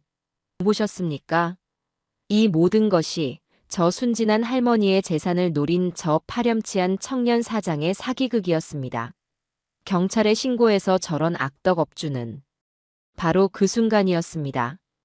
저는 울음을 뚝 그치고 자리에서 벌떡 일어났습니다. 그리고는 유튜버의 손에 들려있던 마이크를 낚아채 온 가게가 떠나가라 외쳤습니다. 맞아요. 여러분, 이 모든 건 사기극입니다. 하지만 그 사기극의 주인공은 우리 박 사장이 아니라 바로 제 아들 김기태와 며느리 우서희가 제 유산을 노리고 꾸민 더러운 사기극입니다. 제 선언의 가게 안의 모든 사람들과 방송을 보던 수만 명의 시청자들이 충격에 빠졌습니다. 유튜버는 당황해서 어버버하며 마이크를 다시 뺏으려 했지만 저는 그를 가볍게 밀쳐내고 말을 이어갔습니다. 여기 그 증거가 있습니다. 저는 품속에서 딸 기숙이가 가져다준 녹음기를 꺼내 가게 스피커에 연결했습니다. 가게 안에는 제 아들과 며느리 그리고 유튜버가 이 방송을 어떻게 조작할지 의논하는 대화 내용이 아주 생생하게 울려 퍼졌습니다. 그 할망구 전 재산이라는 말에 눈 돌아가서 연기 작살날걸. 박성수 걔는 어리바리해서 우리가 몰아세우면 아무 말도 못할 거야. 완전 범죄지, 완전 범죄. 모든 진실이 밝혀지자 상황은 180도 역전되었습니다. 유튜버의 얼굴은 사색이 되었고 가게 안의 손님들은 분노의 차그를 향해 야유를 퍼부었습니다. 방송 채팅창은 그야말로 폭발 직전이었죠. 대박. 역대급 반전 드라마다. 아들이랑 며느리가 쓰레기네. 김탐정 저놈 채널 폐쇄시켜라. 할머니 연기 신들렸다. 연기 대상 드려야 함. 저는 마지막으로 카메라를 정면으로 응시하며 이 모든 상황을 집에서 지켜보고 있을 제 아들 내외에게 마지막 경고를 날렸습니다. 보고 있니 기태야 서희야. 이게 바로 너희가 그토록 원하던 유산의 진짜 맛이란다. 앞으로는 더 재미있는 일들이 많이 기다리고 있을 테니 채널 고정하고 딱 기다리고 있거라. 엄마의 투자는 이제부터 진짜 시작이니까. 그날 방송은 인터넷을 발칵 뒤집어 놓았습니다. 저희 가게는 하루아침에 전국구 스타 맛집이 되었고 제 아들 내외와 그 유튜버는 온 세상 사람들의 손가락질을 받는 신세가 되었죠. 찌질했던 그들의 방해 공작은 결국 저에게 최고의 홍보 효과만 안겨준 채 처참한 실패로 막을 내렸습니다. 호호. 꼴 좋다 이 녀석들아. 그야말로 난리가 났습니다. 제가 마이크를 잡고 아들 녀석의 음모를 폭로한 그 방송 영상은 할머니의 반격이라는 제목으로 온갖 인터넷 사이트에 퍼져나갔어요. 하루 이틀 만에 제 얼굴을 모르는 대한민국 국민이 없을 정도였죠. 저희 가게 앞은 이전보다 10배는 더 긴 줄이 늘어섰고 방송국에서는 인터뷰 요청이 쇄도했습니다. 저는 하루아침에 사이다 할머니, 국밥집 여장부 같은 근사한 별명들을 얻게 되었답니다. 하지만 모든 사람이 박수를 쳐준 것은 아니었죠. 이 통쾌한 역전극의 진짜 주인공, 바로 제 아들 김기태와 며느리 우서희는 지금쯤 어떤 표정을 짓고 있을까요? 저는 뜨끈한 국밥을 손님상에 내가면서도 그 녀석들이 받을 죗값을 생각하니 절로 웃음이 나왔습니다. 아이고 꼴 좋다 이 녀석들아. 너희가 판 무덤에 너희가 직접 들어간 기분이 어떻더냐. 그 시각 아들 녀석의 집에서는 그야말로 전쟁이 벌어지고 있었습니다. 나중에 딸 기숙이에게 전해 들어서 알게 된 사실이죠. 방송이 끝나자마자 며느리 서희는 이성을 잃고 아들 녀석의 뺨을 후려쳤다고 합니다. 이게 다 너 때문이야. 이 무능한 인간아. 뭐? 내가 뭘? 너는 가만히 있었어? 머리카락은 네가 넣었잖아. 그럼 어떡해? 누가 먼저 어머니 용돈 끊자고 바람을 넣었는데. 네가 시작했잖아. 시작은 네가 했지. 옆에서 계속 돈 아깝다고 어머님 돈 우리가 관리해야 한다고 부추긴 게 누군데. 두 사람은 서로에게 책임을 떠넘기며 집안이 떠나가라 소리를 질렀다고 해요. 평소에는 유산이라는 공동의 목표 아래 찰떡궁합을 자랑하던 부부였지만 그 목표가 산산조각 나작켜켜이 쌓여있던 서로에 대한 불만과 경멸이 한꺼번에 터져 나온 겁니다. 며느리는 아들의 멱살을 잡고 흔들며 악을 썼다고 합니다. 어떻게 네 친구라는 놈이 그따위로 허술하게 일을 처리해. 녹음 당할 줄도 모르고. 아주 쌍으로 멍청이들이야. 그럼 넌 얼마나 잘났는데. CCTV에 떡하니 찍혀서 온 동네 망신은 다 시켜놓고. 그들의 추악한 싸움은 밤늦도록 계속되었습니다. 그들에게는 이제 반성이나 후회 같은 감정은 남아있지 않았어요. 오직 누구 때문에 이 지경이 되었나를 따지는 꼴 사나운 책임 전가만이 남아있을 뿐이었죠. 진짜 비극은 다음 날부터 시작되었습니다. 온 세상에 얼굴과 이름이 팔린 그들에게 사회적 심판이라는 것이 얼마나 무서운지 깨닫게 된 겁니다. 아들 녀석은 작은 인쇄소를 운영하고 있었는데 아침에 출근하자마자 직원들이 수군거리는 소리를 들어야 했습니다. 사장님, 어제 방송 나온 거 맞죠? 어떻게 자기 어머니한테 그런 짓을 진짜 사람 무섭다. 직원들의 경멸 어린 시선에 아들은 고개도 들지 못했습니다. 진짜 문제는 거래처에서 터졌죠. 그날 오전에만 3군데의 거래처에서 계약을 취소하겠다는 전화가 걸려왔다고 합니다. 김 사장, 미안하지만 이번 건은 없던 걸로 합시다. 어떻게 부모님한테 사기치는 사람이랑 믿고 거래를 하겠나. 우리 회사 이미지가 뭐가 되겠어. 아들 녀석은 전화기에 대고 아닙니다. 오해입니다. 라고 소리쳤지만 아무도 그의 말을 믿어주지 않았습니다. 수십 년간 쌓아온 신뢰가 단 하루 만에 무너져 내린 겁니다. 며느리 서희의 상황은 더 심각했습니다. 그녀는 동네에서 작은 필라테스 센터를 운영하고 있었는데 그날따라 예약 취소 전화가 빗발쳤다고 해요. 그녀가 가장 공들여 관리하던 강남 사모님 회원들에게서는 아예 단체로 문자가 왔다고 합니다. 우서희 씨, 우리 이제 당신 센터 못 다닐 것 같네요. 어떻게 그런 끔찍한 일을 저지르고 아무렇지 않게 남들 몸을 가르칩니까? 소름 끼쳐서 운동 못하겠어요. 그녀는 충격에 빠져 평소 친하게 지내던 동네 친구들에게 전화를 걸어 하소연하려 했지만 친구들은 약속이라도 한 듯 전화를 받지 않았습니다.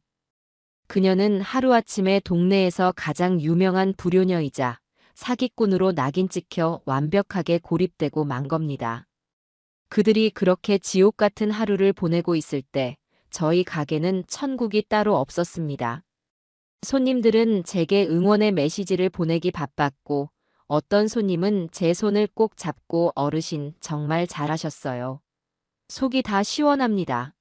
라며 눈물까지 글썽이더군요. 그 와중에 성수 총각은 묵묵히 제 몫을 다하고 있었습니다. 갑자기 늘어난 손님의 정신이 없을 법도 한데 그는 조금도 흐트러지지 않았어요. 오히려 더 체계적으로 가게를 운영하기 시작했죠. 손님들이 무작정 줄을 서서 기다리는 것이 비효율적이라고 생각했는지 은행에서나 볼 수 있는 번호표 기계를 들여와 대기 시스템을 만들었습니다. 또 밀려드는 주문을 실수 없이 처리하기 위해 최신 포스 기계를 도입해 주방과 홀의 소통을 원활하게 만들었고요. 저는 그 모습을 흐뭇하게 바라보았습니다. 성수 총각은 더 이상 제 도움이 필요한 어리숙한 청년이 아니었어요. 그는 위기 상황 속에서 스스로 해결책을 찾아내고 가게를 한 단계 더 성장시키는 진짜 사장님이 되어가고 있었습니다. 제 투자가 얼마나 성공적이었는지 증명해주고 있는 셈이었죠. 저녁 장사를 마감하고 성수 총각이 조심스럽게 제게 말했습니다.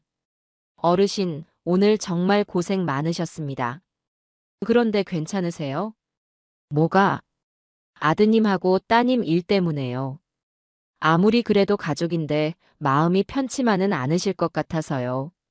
저 착한 것 좀 보세요.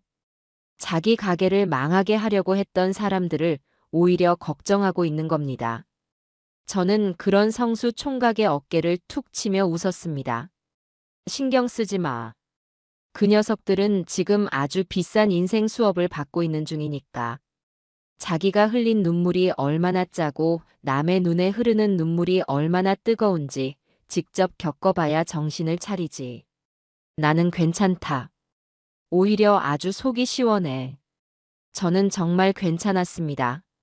자식들이 망해가는 모습에 마음이 아프기보다는 그들이 드디어 헛된 욕심의 대가를 치르고 있다는 사실에 안도감이 들었으니까요. 그날 밤 저는 잠자리에 들기 전에 통장을 확인했습니다. 오늘 하루 매출액이 찍힌 숫자를 보니 제 입이 떡 벌어졌어요. 제 평생 만져본 적 없는 큰 돈이었습니다. 저는 통장을 보며 혼잣말을 했습니다. 영감, 보고 있어? 당신 없이 내가 홀로 키운 저 자식 놈들이 내 등에 칼을 꽂았지만 나 이렇게 꿋꿋하게 잘 버티고 있어. 아니, 오히려 더 잘 살고 있지. 당신이 남겨준 유산, 내가 아주 멋지게 한번 불려볼 테니 하늘에서 잘 지켜봐줘. 제 아들과 며느리의 관계에 생긴 균열은 이제 시작에 불과했습니다. 그들의 삶을 지탱해주던 유산이라는 허황된 꿈이 사라지자 그들의 삶은 모래성처럼 힘없이 무너져 내리기 시작한 겁니다. 그리고 저는 그 모래성을 더 확실하게 무너뜨릴 다음 계획을 이미 세워두고 있었죠. 가게는 그야말로 대박이 났습니다. 인터넷 방송의 여파는 생각보다 훨씬 더 강력했어요. 저희 가게는 이제 동네 맛집이 아니라 전주에 오면 꼭 들러야 하는 관광 명소가 되었습니다. 주말이면 서울, 부산, 심지어 제주도에서까지 소문을 듣고 찾아오는 손님들로 가게 앞은 인산인해를 이루었죠. 저는 눈코 뜰 새 없이 바빴지만 제 인생에서 지금처럼 활기차고 즐거운 순간은 없었습니다. 가게가 안정적인 궤도에 오르자 저는 더 큰 그림을 그리기 시작했습니다. 이 작은 가게 하나에 만족할 제가 아니었죠. 어느 날 저녁 가게 마감을 하고 성수 총각과 단둘이 앉아 뜨끈한 국밥을 먹으며 제가 먼저 운을 뗐습니다. 성수 총각. 네, 어르신. 이제 회장님이라고 부르겠습니다. 아이고, 닭살 돋는다. 그냥 하던 대로 해. 그나저나 우리 가게가 이렇게 잘 되는데 이대로 괜찮은 걸까? 제 뜬금없는 질문에 성수 총각은 의아한 표정을 지었습니다. 네, 잘 되는데 뭐가 문제라도 있으세요? 문제는 없지. 근데 말이야, 이 맛있는 국밥을 우리만 먹고 있는 게 좀 아깝지 않아? 서울 사람도 부산 사람도 자기 동네에서 우리 국밥을 먹을 수 있으면 얼마나 좋겠어. 그제야 성수 총각은 제 말의 의미를 알아차리고 눈을 반짝였습니다. 어르신, 혹시 프랜차이즈 사업을 생각하고 계신 거예요? 그래. 바로 그거야. 성순의 국밥을 전국 어디서나 맛볼 수 있는 대한민국 대표 국밥 브랜드로 한번 만들어 보는 거야. 어때? 생각만 해도 가슴 뛰지 않아? 제 야심찬 계획에 성수 총각은 입을 다물지 못했습니다. 그는 잠시 흥분한 듯 보였지만 이내 현실적인 고민을 털어놓았죠. 정말 멋진 생각입니다, 어르신. 하지만 프랜차이즈 사업은 돈이 정말 많이 들 텐데요. 지금 우리가 가진 돈으로는 어림도 없을 겁니다. 공장도 지어야 하고 물류 시스템도 갖춰야 하고요. 돈 걱정은 내가 알아서 해. 총각은 어떻게 하면 우리 국밥의 맛을 전국 모든 지점에서 똑같이 유지할 수 있을지 그 시스템을 만드는 데만 집중해. 우리 둘이 힘을 합치면 못할 게 뭐가 있겠어. 저는 성수 총각을 사장이 아닌 저의 든든한 사업 파트너로 대우하며 함께 미래를 그리기 시작했습니다. 그날 이후 저희는 밤낮으로 머리를 맞대고 사업 계획을 세웠습니다. 성수 총각은 젊은 사람답게 인터넷으로 온갖 자료를 찾아보고 유명 프랜차이즈 본사들을 직접 찾아가 자문을 구하기도 했습니다. 저는 제 평생의 장사 경험을 바탕으로 현실적인 조언을 아끼지 않았죠. 하지만 성수 총각의 말대로 가장 큰 문제는 역시 돈이었습니다. 프랜차이즈 사업을 시작하기 위한 초기 자본은 저희가 생각했던 것보다 훨씬 더 큰 금액이었어요. 가게를 확장하고 남은 돈과 그동안 벌어들인 수익을 모두 합쳐도 턱없이 부족했죠. 며칠을 고민하던 저는 마침내 마지막 결단을 내렸습니다. 제 인생의 마지막 보루이자 제 자식 놈들이 그토록 탐내던 바로 그것을 처분하기로 마음먹은 겁니다. 다음 날 저는 성수 총각에게 가게를 잠시 맡기고 홀로 서울로 향했습니다. 제 목적지는 강남의 한 부동산 중개소였어요. 어서 오세요, 사모님. 어떤 집을 찾으세요? 아니, 집을 팔려고요. 강남구 대치동에 있는 아파트인데. 제가 아파트 주소를 말하자 부동산 중개인의 눈이 휘둥그레졌습니다. 그곳은 소위 말하는 노른자 땅에 위치한 부르는 게 값인 비싼 아파트였기 때문이죠. 그 아파트는 남편과 제가 평생 땀 흘려번 돈으로 장만한 저희 부부의 역사가 고스란히 담긴 집이었습니다. 제 자식 놈들이 태어나고 자란 곳이기도 했고요. 그래서 그 녀석들은 이 아파트가 당연히 자기들 차지가 될 거라고 철석같이 믿고 있었던 겁니다. 사모님, 정말 이 아파트를 파시려고요? 요즘 시세가 어마어마한데. 자녀분들이랑은 상의가 되신 겁니까? 중개인은 혹시 제가 나이든 노인이라 사기를 당하는 건 아닌지 걱정스러운 눈치였습니다. 저는 그를 보며 빙그레 웃었습니다. 내 집 내가 파는데 누구랑 상의를 해요. 당장 팔아주세요. 금매로 내놓을 테니 시세보다 조금 싸게 내놔도 괜찮습니다. 제 단호한 태도에 중개인은 더 이상 아무 말도 하지 못하고 매매 계약서를 준비했습니다. 계약서에 제 이름을 쓰고 도장을 찍는 순간 시원섭섭한 감정이 밀려왔습니다.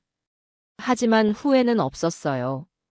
썩어 없어질 추억에 얽매여 있느니 그 돈으로 새로운 미래를 사는 편이 훨씬 더 현명한 선택이라고 생각했으니까요. 집으로 돌아오는 길에 저는 스마트폰을 꺼내 가족단체 대화방에 짧은 메시지 하나를 남겼습니다. 제가 그 대화방에 글을 남긴 것은 처음이었죠. 사진 아파트 매매 계약서. 이 아파트는 이제 성순의 국밥 프랜차이즈 사업의 소중한 종잣돈이 될 예정이다. 너희들 어린 시절 추억이 담긴 곳이니 마지막 인사는 하게 해주는 거다. 제 메시지가 올라가자마자 1분도 채 되지 않아 아들 녀석에게서 전화가 걸려왔습니다. 그의 목소리는 거의 비명에 가까웠어요. 어머니, 지금 이게 무슨 소리예요? 아파트를 팔다니요. 저희랑 상의도 없이 어떻게 그런 결정을 하실 수가 있어요? 내가 왜 너랑 상의를 해야 하지? 내 집인데. 어머니, 거긴 저희 집이기도 하잖아요. 저희가 태어나고 자란 곳이라고요. 어떻게 저희한테 이럴 수가 있으세요? 그 녀석은 추억을 운운했지만 그 목소리 끝에는 수십억짜리 자산이 날아갔다는 절망감이 묻어 있었습니다. 이어서 며느리와 딸에게도 거의 동시에 전화가 걸려왔습니다. 저는 그 모든 전화를 받지 않고 전원을 꺼버렸습니다. 그날 밤이었어요. 마감 시간이 훌쩍 지나 텅 빈 가게를 정리하고 있는데 밖에서 누군가 미친 듯이 가게 셔터를 두드리는 소리가 들렸습니다. 성수 총각과 제가 놀라서 밖으로 나가보니 그곳에는 제 아들 내외와 딸 기숙이가 비에 젖은 생쥐꼴을 하고 서 있었습니다. 그들은 저를 보자마자 약속이라도 한 듯 그 자리에 무릎을 꿇었습니다.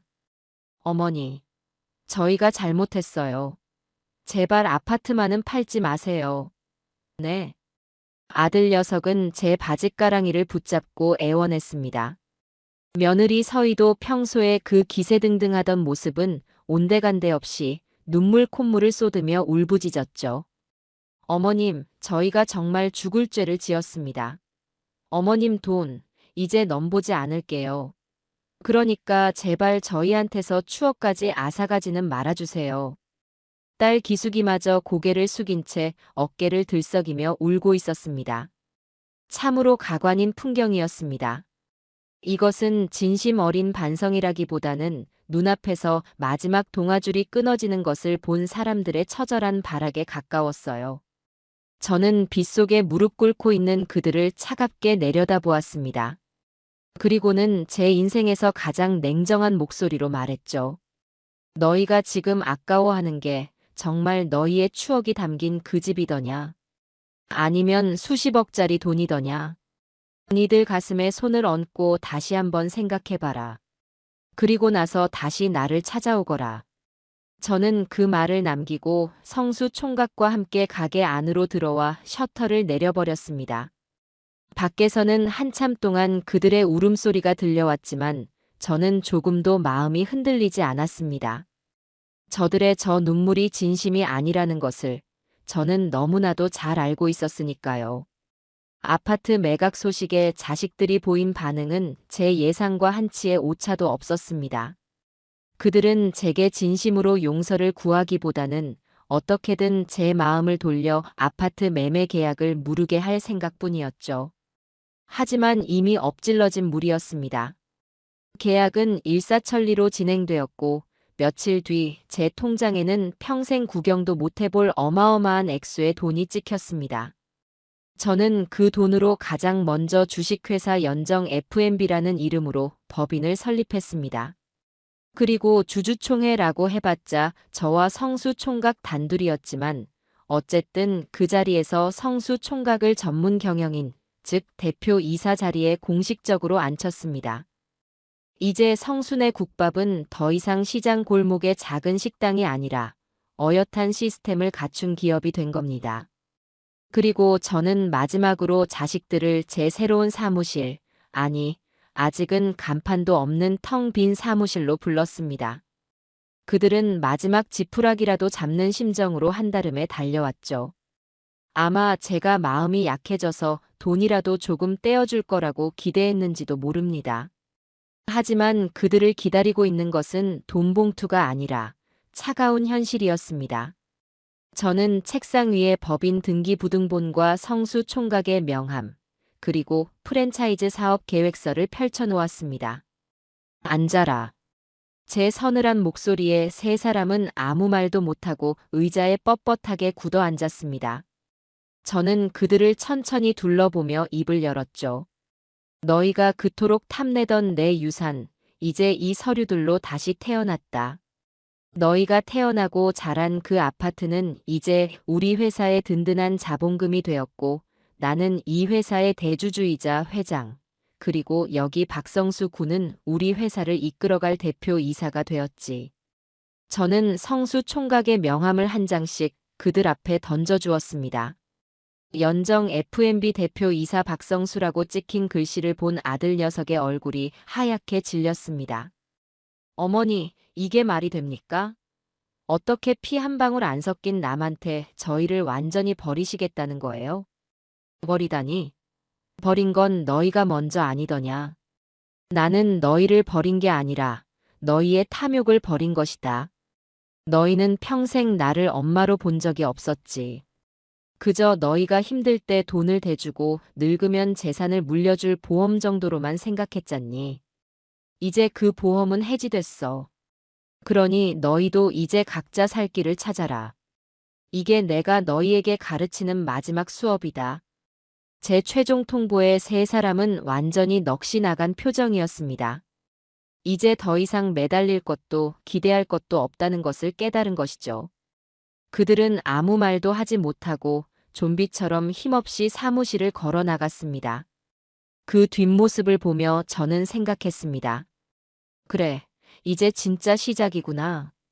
둥지를 떠난 아기 새처럼 스스로 나는 법을 배우지 못하면 저 녀석들은 결국 땅으로 떨어지고 말 것이다. 제 예상은 틀리지 않았습니다. 모든 희망을 잃은 자식들의 삶은 걷잡을 수 없이 무너지기 시작했습니다.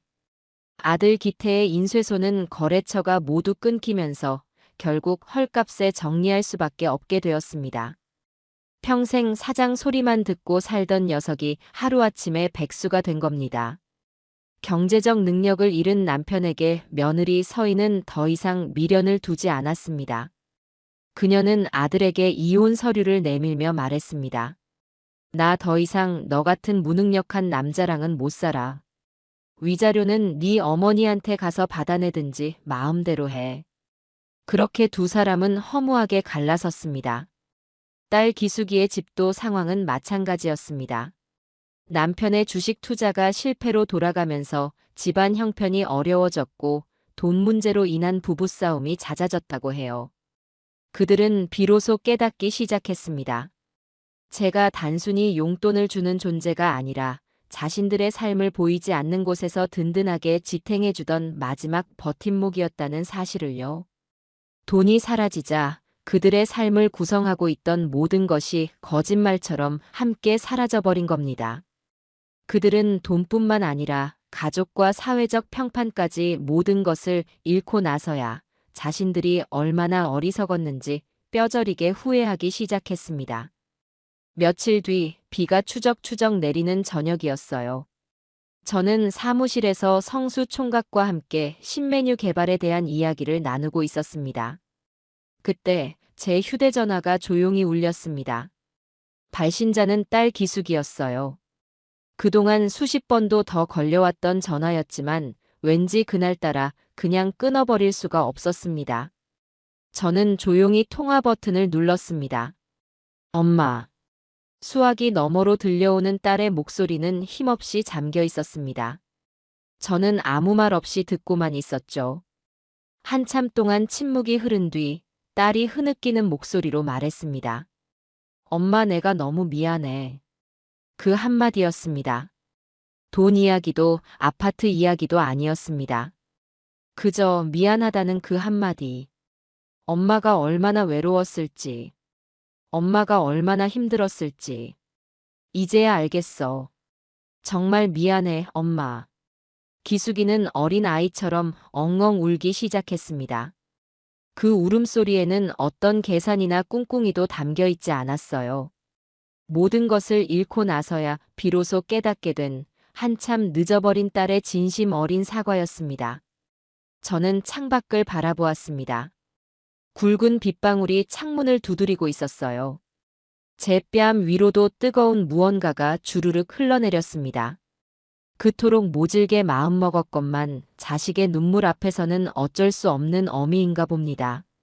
저는 흐느끼는 딸에게 아주 오랜만에 따뜻한 목소리로 말해주었습니다. 밥은 먹고 다니냐? 그 한마디에 딸의 울음소리가 더 커졌습니다. 저는 알 수 있었습니다.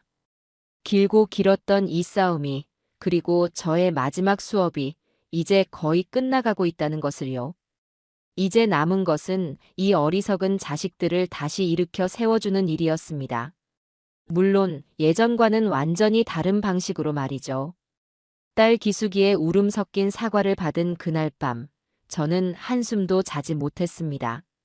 전화기 너머로 들려오던 딸의 서러운 울음소리가 귓가에 계속 맴돌았기 때문이죠.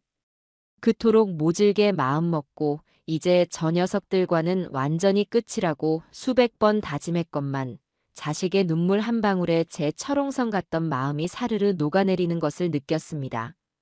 아이고, 저도 어쩔 수 없는 어미인가 봅니다. 다음 날 아침, 저는 퉁퉁 부은 눈으로 가게에 나갔습니다. 제 얼굴을 본 성수 총각이 깜짝 놀라며 물었죠. 회장님, 밤새 안 좋은 일이라도 있으셨어요? 안색이 너무 안 좋으십니다. 저는 아무 말 없이 고개만 저었습니다. 그리고는 하루 종일 넋이 나간 사람처럼 주방에 서서 육수만 적고 있었어요.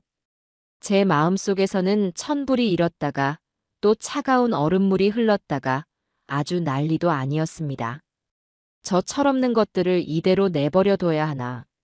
아니면 마지막으로 한 번 더 기회를 줘야 하나? 평생을 해도 정답을 찾을 수 없는 문제 앞에서 저는 속수무책이었습니다.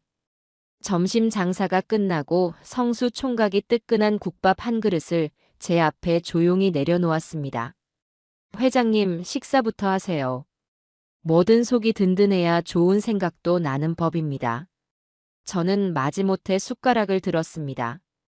뜨끈한 국물이 목구멍으로 넘어가는 순간 왈칵 눈물이 쏟아질 것 같아 입술을 꽉 깨물었죠. 그런 저를 가만히 지켜보던 성수 총각이 조심스럽게 입을 열었습니다. 회장님, 제가 혹시 주제 넘은 말씀을 드려도 되겠습니까? 뭔데 그러냐? 말해봐. 저희가 곧 프랜차이즈 1호점을 열지 않습니까? 그런데 새 지점을 열려면 믿고 맡길 만한 사람이 필요합니다. 아무리 시스템이 좋아도 결국 가게를 운영하는 건 사람의 마음이니까요. 저는 그가 무슨 말을 하려는지 짐작이 갔지만 묵묵히 다음 말을 기다렸습니다. 어제 따님께서 가게 근처에서 한참을 서성이다 가시는 걸 봤습니다. 몰골이 말이 아니시더군요. 그리고 사실 며칠 전에는 기태 형님께서도 멀리서 가게만 쳐다보고 가시는 걸 봤습니다. 성수 총각은 잠시 말을 고르더니 아주 어려운 이야기를 꺼냈습니다. 회장님께서 어떤 심정이신지 제가 감히 다 헤아릴 수는 없습니다. 저한테는 평생 갚아도 모자랄 은인이신 회장님의 마음에 상처를 낸 사람들이니까요. 하지만 그래도 가족이지 않습니까? 망가진 자식들 때문에 평생 마음에 짐을 지고 사실 바에야 차라리 회장님 눈앞에 두고 사람을 한번 만들어 보시는 건 어떻겠습니까?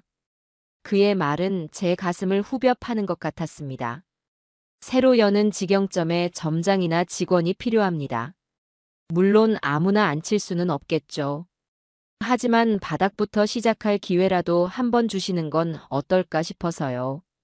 저를 믿고 이 가게를 맡겨주셨듯이 회장님의 자제분들도 한번 믿고 기회를 주시는 겁니다. 물론 제 밑에서 아주 혹독하게 일을 배워야 한다는 조건으로요. 성수 총각의 제안은 정말 뜻밖이었습니다. 자기 가게를 망하게 하려 했던 원수 같은 사람들에게 일자리를 주자니요. 보통 사람이라면 상상도 못할 일이죠. 하지만 저는 그의 눈빛에서 어떤 사심도 읽을 수 없었습니다. 그는 진심으로 저를 위하고 더 나아가 망가져버린 제 가족까지 걱정하고 있었던 겁니다. 저는 이 착하고 속 깊은 청년을 어떻게 이 세상에 태어났을까 하는 생각에 가슴이 벅차올랐습니다. 저는 한참 동안 아무 말도 하지 못했습니다. 그리고는 조용히 고개를 끄덕였죠. 다음 날 저는 제 자식들에게 주식회사 연정 F&B 인사 채용 공고라는 제목으로 문자를 보냈습니다. 내용은 간단했죠. 내일 오전 10시 사무실에서 면접. 5분 이상 늦을 시 자동 탈락. 다음 날 오전 9시 50분 사무실 문을 열자 그곳에는 제 아들 기태와 며느리 서희 그리고 딸 기숙이가 마치 죄인처럼 고개를 푹 숙인 채 서 있었습니다. 며칠 사이에 얼마나 고생을 했는지 세 사람 모두 얼굴이 반쪽이 되어 있었고 행색도 말이 아니었죠. 특히 며느리 서희는 평소에 그 화려하던 모습은 온데간데 없이 수수한 옷차림에 화장기 없는 얼굴이었습니다. 저는 제 책상에 앉아 그들을 차갑게 쏘아보았습니다. 제 옆에는 배석 면접관 자격으로 성수 총각이 굳은 표정으로 앉아 있었고요. 다들 시간은 잘 맞춰왔네. 그럼 면접을 시작하지. 제 말에 세 사람은 허리를 굽혀 인사를 하고는 책상 앞 의자에 쭈뼛거리며 앉았습니다. 한동안 사무실에는 숨막히는 침묵만이 흘렀습니다. 저는 서류를 뒤적이는 척하며 그들의 표정을 살폈어요. 세 사람 모두 잔뜩 긴장해서 손만 만지작거리고 있었죠. 첫 번째 질문이다. 왜 이 회사에서, 아니, 이 국밥집에서 일하고 싶지? 각자 대답해봐. 김기태부터. 제 지목에 아들 녀석이 화들짝 놀라며 자리에서 벌떡 일어났습니다. 저는. 그 녀석은 한참을 우물쭈물 하더니 이내 결심한 듯 입을 열었습니다. 돈을 벌고 싶습니다. 저는 어이가 없어서 헛웃음을 쳤습니다. 돈? 내가 니들한테 줄 돈은 한 푼도 없다고 했을 텐데. 아닙니다, 어머니. 그런 뜻이 아닙니다. 제 힘으로 제 땀을 흘려서 정직하게 돈을 벌고 싶다는 뜻입니다. 제가 평생 사장 소리만 듣고 살았지 제 손으로 직접 무언가를 해서 돈을 벌어본 적이 없더군요. 바닥부터 다시 시작해서 땀의 가치가 뭔지 배우고 싶습니다. 그리고 어머니께 진심으로 용서받고 싶습니다. 아들의 목소리는 떨리고 있었지만 그 눈빛만큼은 진심이었습니다. 저는 아무런 평가도 하지 않고 다음 사람을 지목했습니다. 다음, 우서희. 며느리는 자리에서 일어나 저를 똑바로 쳐다보지도 못하고 고개를 숙인 채 말했습니다.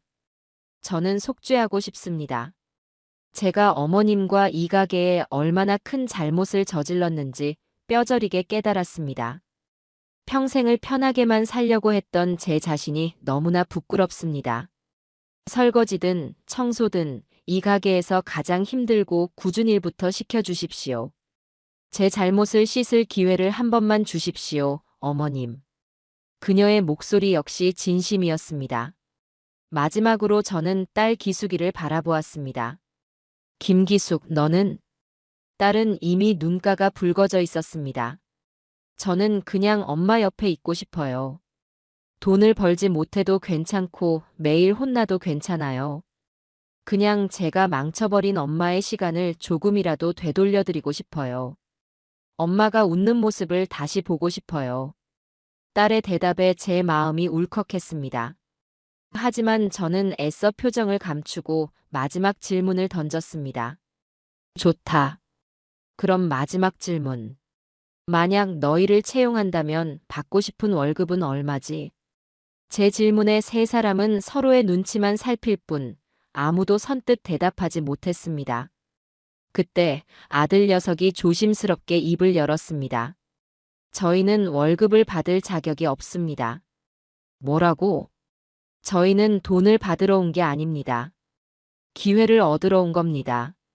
저희에게 주실 월급이 있다면 차라리 저희 때문에 피해를 본 가게에 재투자해 주십시오. 저희는 그저 이 가게에서 일하며 먹고 잘 곳만 주신다면 그것만으로도 감사할 따름입니다. 아들의 대답에 며느리와 딸도 고개를 힘차게 끄덕였습니다. 저는 그제야 딱딱하게 굳어있던 얼굴을 풀고 희미한 미소를 지었습니다. 제 마지막 시험에 이 어리석은 자식들이 드디어 정답을 맞힌 겁니다. 좋다. 오늘부터 너희 세 사람을 주식회사 연정 F&B의 정식 수습사원으로 채용하겠다. 제 선언에 세 사람의 얼굴에 믿을 수 없다는 표정과 함께 안도의 한숨이 번졌습니다. 단 조건이 있다. 첫째, 수습 기간 3개월 동안은 최저 시급의 절반만 지급한다. 둘째, 회사에서는 나를 어머니가 아니라 회장님으로, 박성수 대표를 대표님으로 불러야 한다. 셋째, 모든 업무 지시는 박성수 대표를 통해서만 이루어지며 그의 지시에 불응할 시에는 즉시 해고 조치한다. 마지막으로 가게의 그 어떤 정보나 이익에도 사적인 감정으로 관여해서는 안 된다. 이 조건들을 모두 받아들일 수 있겠나? 네, 받아들이겠습니다. 세 사람은 마치 군인처럼 우렁차게 대답했습니다. 저는 자리에서 일어나 그들에게 작은 유니폼과 앞치마를 건네주었습니다. 그럼 내일부터 당장 출근하도록. 지각하지 말고. 유니폼을 받아든 세 사람은 감격에 겨워 한참 동안 고개를 숙이고 있었습니다. 저는 그 모습을 말없이 지켜보다가 조용히 사무실을 나왔습니다. 복잡했던 마음이 조금은 가벼워진 기분이었어요. 물론 저 녀석들이 하루아침에 달라지리라고는 기대하지 않습니다. 하지만 적어도 변화의 첫걸음을 뗄 기회는 준 셈입니다. 부디 이 마지막 기회를 저 녀석들이 제 발로 뻥 차버리는 어리석은 짓은 하지 않기를 바랄 뿐이었죠. 그렇게 저희 가족의 서툴고 어색한 두 번째 이야기가 시작되고 있었습니다. 다음 날 아침 동이 트기도 전인 이른 새벽이었습니다. 제가 가게 문을 열려고 하는데 문 앞에 쭈그려 앉아 꾸벅꾸벅 졸고 있는 세 사람이 보였습니다. 바로 제 아들 내외와 딸이었죠. 지각하지 말라는 제 말을 허투루 듣지 않고 아예 가게 앞에서 밤을 새울 기세로 기다리고 있었던 모양입니다. 그 모습에 헛웃음이 나오면서도 한편으로는 마음 한구석이 짠해졌습니다. 여기서 뭐 하는 거냐? 감기 걸릴 일 있나? 제 목소리에 세 사람은 화들짝 놀라며 벌떡 일어났습니다. 회장님, 오셨습니까? 들어가자. 오늘부터 할 일이 태산이다. 그렇게 그들의 첫 출근 날이 밝았습니다. 저는 세 사람을 불러 모아 박성수 대표와 함께 각자의 업무를 배정했습니다. 김기태 씨. 박 대표가 제 아들을 부르자 녀석이 군기가 바짝 든 목소리로 대답했습니다. 네, 대표님. 김기태 씨는 오늘부터 배달 및 식자재 관리 업무를 담당하게 될 겁니다. 우리 가게는 이제 배달 주문도 받기 시작했습니다. 저기 있는 배달용 스쿠터 보이죠? 오늘 하루 동안 관내 질의를 완벽하게 숙지하고 오후부터는 직접 배달을 나가도록 하세요. 평생 남에게 운전을 시키면 시켰지 직접 오토바이를 몰아본 적도 없는 아들 녀석의 얼굴이 순간 하얗게 질렸습니다. 하지만 그는 곧바로 표정을 바로잡고 씩씩하게 대답했죠. 네, 알겠습니다, 대표님. 그리고 우서희 씨와 김기숙 씨.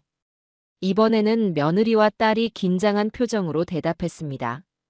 네, 대표님. 두 분은 주방 업무를 맡게 될 겁니다.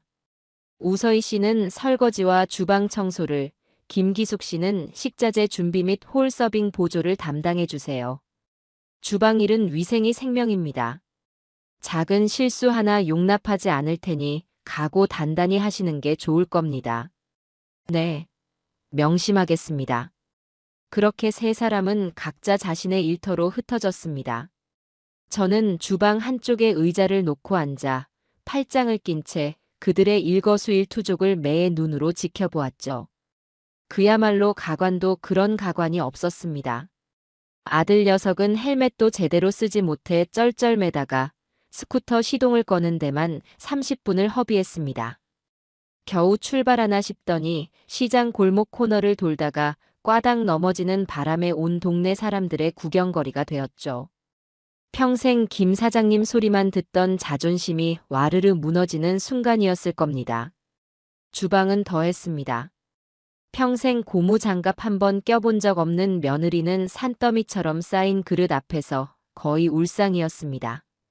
뜨거운 물에 손을 대고 미끄러운 그릇을 놓쳐 깨뜨리기 일쑤였죠. 제가 아끼는 사기 그릇이 박살 났을 때는 정말 뒷목을 잡을 뻔했습니다. 하지만 저는 아무 말도 하지 않았어요. 박 대표가 깨진 그릇값을 월급에서 제하겠다고 차갑게 말했을 뿐이죠. 딸 기숙이의 사정도 별반 다르지 않았습니다. 파 한 단을 다듬는데 1시간이 걸리고 깍두기용 물을 썰다가 제 손가락을 썰 뻔하기도 했습니다. 홀에 나가서는 손님 주문을 잊어버리거나 국밥을 쏟을 뻔하는 아슬아슬한 장면을 연출하기도 했고요. 오전 내내 그들의 서툰 몸짓을 지켜보며 저는 한숨을 10번도 더 쉬었습니다. 아이고, 저것들을 데리고 내가 무슨 부귀영화를 누리겠다고. 하지만 신기하게도 세 사람 중 그 누구도 힘들다거나 못하겠다는 불평을 하지 않았습니다. 실수를 하면 서로를 탓하는 대신 죄송합니다를 연발했고 넘어져도 다시 일어나고 그릇을 깨면 묵묵히 쓸어 담았습니다.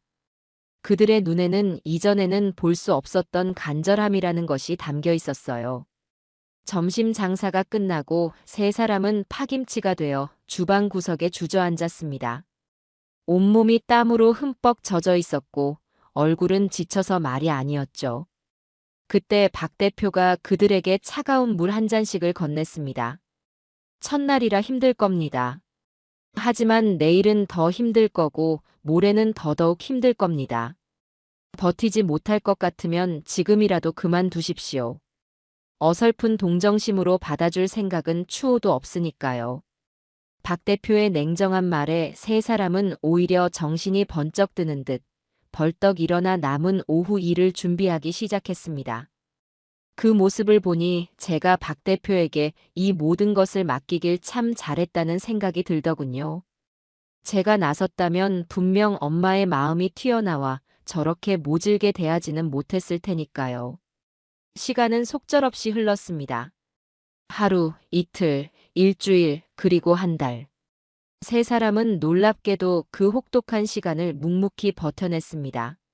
아들은 이제 지도 앱 없이도 동네 구석구석을 누비는 베테랑 배달원이 되었고, 며느리의 설거지 속도는 전문주방 이모님 못지않게 빨라졌습니다. 딸은 가게의 모든 메뉴를 완벽하게 외우고 손님들의 취향까지 기억하는 센스 있는 직원으로 성장했죠. 그리고 드디어 첫 월급날이 되었습니다. 박 대표는 약속대로 최저 시급의 절반을 계산해 세 사람에게 각각 얇은 월급 봉투를 건넸습니다. 그들의 손에 쥐어진 돈은 그들이 평소 쓰던 용돈의 몇 분의 1도 안 되는 아주 적은 금액이었죠. 그런데 믿을 수 없는 일이 벌어졌습니다. 아들 녀석이 그 얇은 봉투를 받아들고는 갑자기 왈칵 눈물을 쏟아낸 겁니다. 대표님 감사합니다. 정말 감사합니다. 그 모습을 시작으로 며느리와 딸까지 세 사람은 월급 봉투를 부둥켜 안고 어린 아이처럼 엉엉 울기 시작했습니다. 그 눈물은 서러움의 눈물이 아니었어요. 자신의 힘으로 정직한 땀을 흘려 돈을 벌었다는 감격과 벅참의 눈물이었습니다. 저는 그 모습을 주방 한쪽에서 몰래 지켜보며 저도 모르게 눈시울을 붉혔습니다. 그래, 이제야 조금 사람다워지는구나, 이 녀석들아. 그날 저녁 퇴근 준비를 하고 있는 제게 세 사람이 수줍게 다가왔습니다. 그리고는 제 손에 작은 쇼핑백 하나를 쥐어주더군요. 어머니 아니 회장님. 저희가 첫 월급 기념으로 작은 선물을 준비했습니다. 쇼핑백 안에는 따뜻한 내복 한 벌이 들어 있었습니다. 시장에서 파는 아주 평범하고 저렴한 내복이었죠. 하지만 제게는 이 세상 그 어떤 명품 선물보다도 값지고 소중하게 느껴졌습니다. 이런 걸 뭐하러 샀냐? 니들 쓰기도 부족했을 텐데. 저는 퉁명스럽게 말했지만 입가에 번지는 미소는 감출 수가 없었습니다. 아들이 머리를 극적이며 말했습니다. 새벽에 출근하실 때 추우실 것 같아서요. 비싼 건 못 사드렸지만 저희 마음이에요. 고맙다. 잘 입을게. 그 짧은 대화 속에 저희 가족의 길고 길었던 갈등이 눈 녹듯 스르르 녹아내리고 있었습니다. 돈이 오가는 관계가 아니라 마음이 오가는 관계. 저희는 아주 서툴고 느린 속도로 진짜 가족이 되는 법을 다시 배워가고 있었습니다.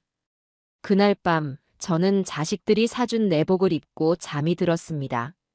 제 평생 잠들었던 밤 중에 가장 따뜻하고 편안한 밤이었습니다. 시간이 흘러 어느덧 1년이라는 세월이 지났습니다.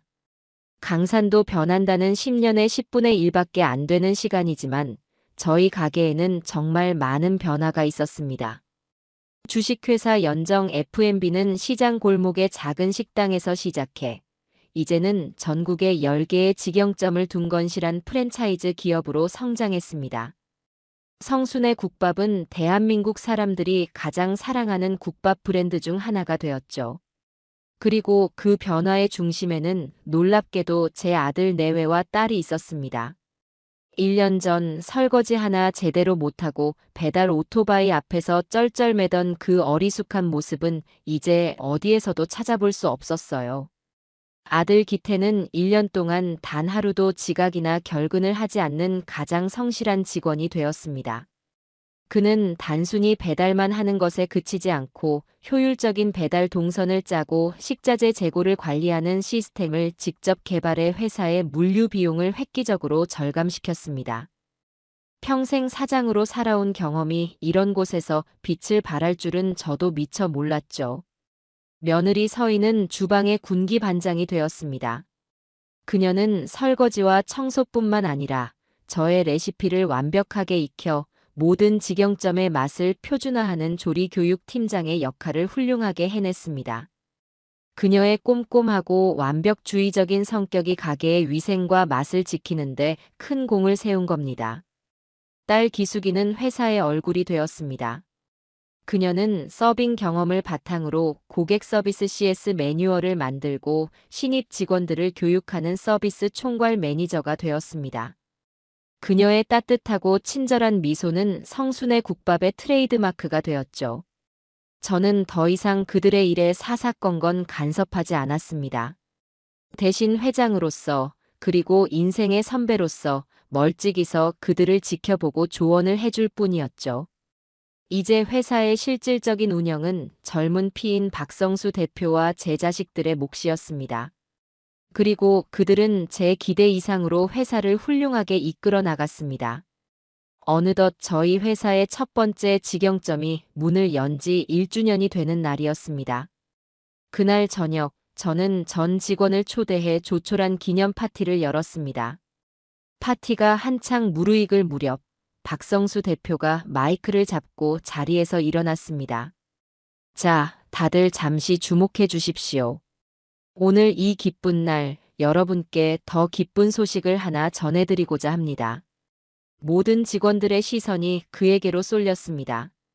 지난 1년간 회사의 발전을 위해 누구보다 헌신적으로 일해준 김기태 배달관리팀장을 오늘부로 강남 1호점의 정식 점장으로 임명합니다.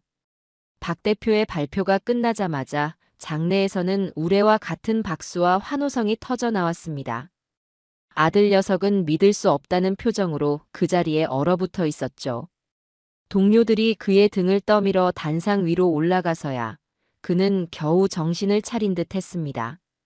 아들은 마이크를 건네받고도 한참 동안 아무 말도 하지 못했습니다. 그의 눈에는 굵은 눈물 방울이 그렁그렁 맺혀 있었죠. 그는 목이 맨 목소리로 아주 어렵게 입을 열었습니다. 제가 이런 자리에 설 자격이 있는지 모르겠습니다. 그는 깊이 고개를 숙여 모든 직원들에게 인사를 했습니다. 1년 전 저는 모든 것을 잃은 죄인이었습니다.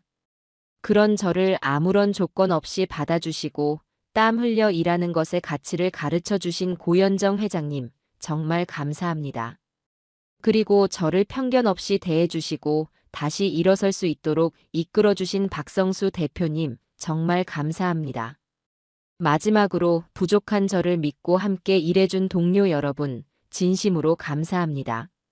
앞으로 강남 1호점을 우리 회사 최고의 매장으로 만들기 위해 제 모든 것을 바치겠습니다.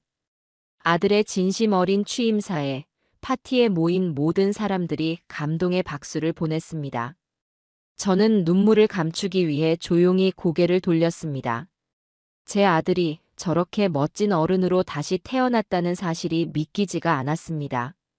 파티가 끝나고 저는 박 대표와 아들 내외, 그리고 딸을 저희 가게 본점의 가장 큰 방으로 불렀습니다.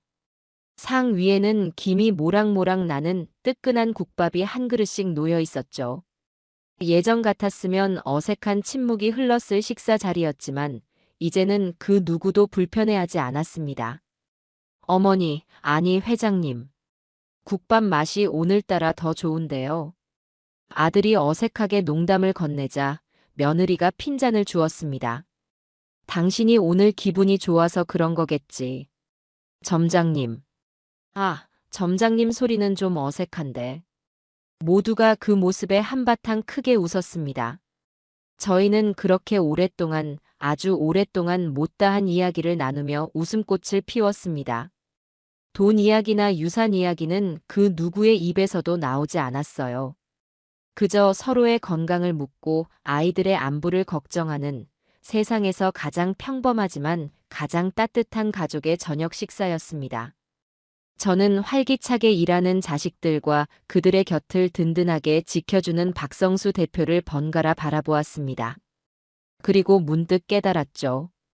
제가 그토록 지키고 불리고자 했던 제 유산이 무엇이었는지를요. 제가 자식들에게 물려준 진짜 유산은 통장에 찍힌 돈의 액수나 강남의 아파트가 아니었습니다. 그것은 바로 스스로의 힘으로 당당하게 일어서는 법, 정직한 땀의 가치를 아는 마음, 그리고 어려울 때 서로에게 기댈 수 있는 가족이라는 울타리 그 자체였습니다. 돈은 그 모든 것을 가르치기 위한 쓰디쓴 회초리에 불과했던 것이죠. 저의 길고 길었던 유산 투자기는 그렇게 우리 가족 모두를 살리고 모두를 성장시킨 최고의 투자로 막을 내렸습니다. 이제 저는 더 이상 외롭지 않습니다. 제 곁에는 그 누구보다 든든한 동업자들이자 세상에서 가장 사랑하는 제 가족이 함께 있으니까요. 제 인생 2막은 이제부터가 진짜 시작입니다.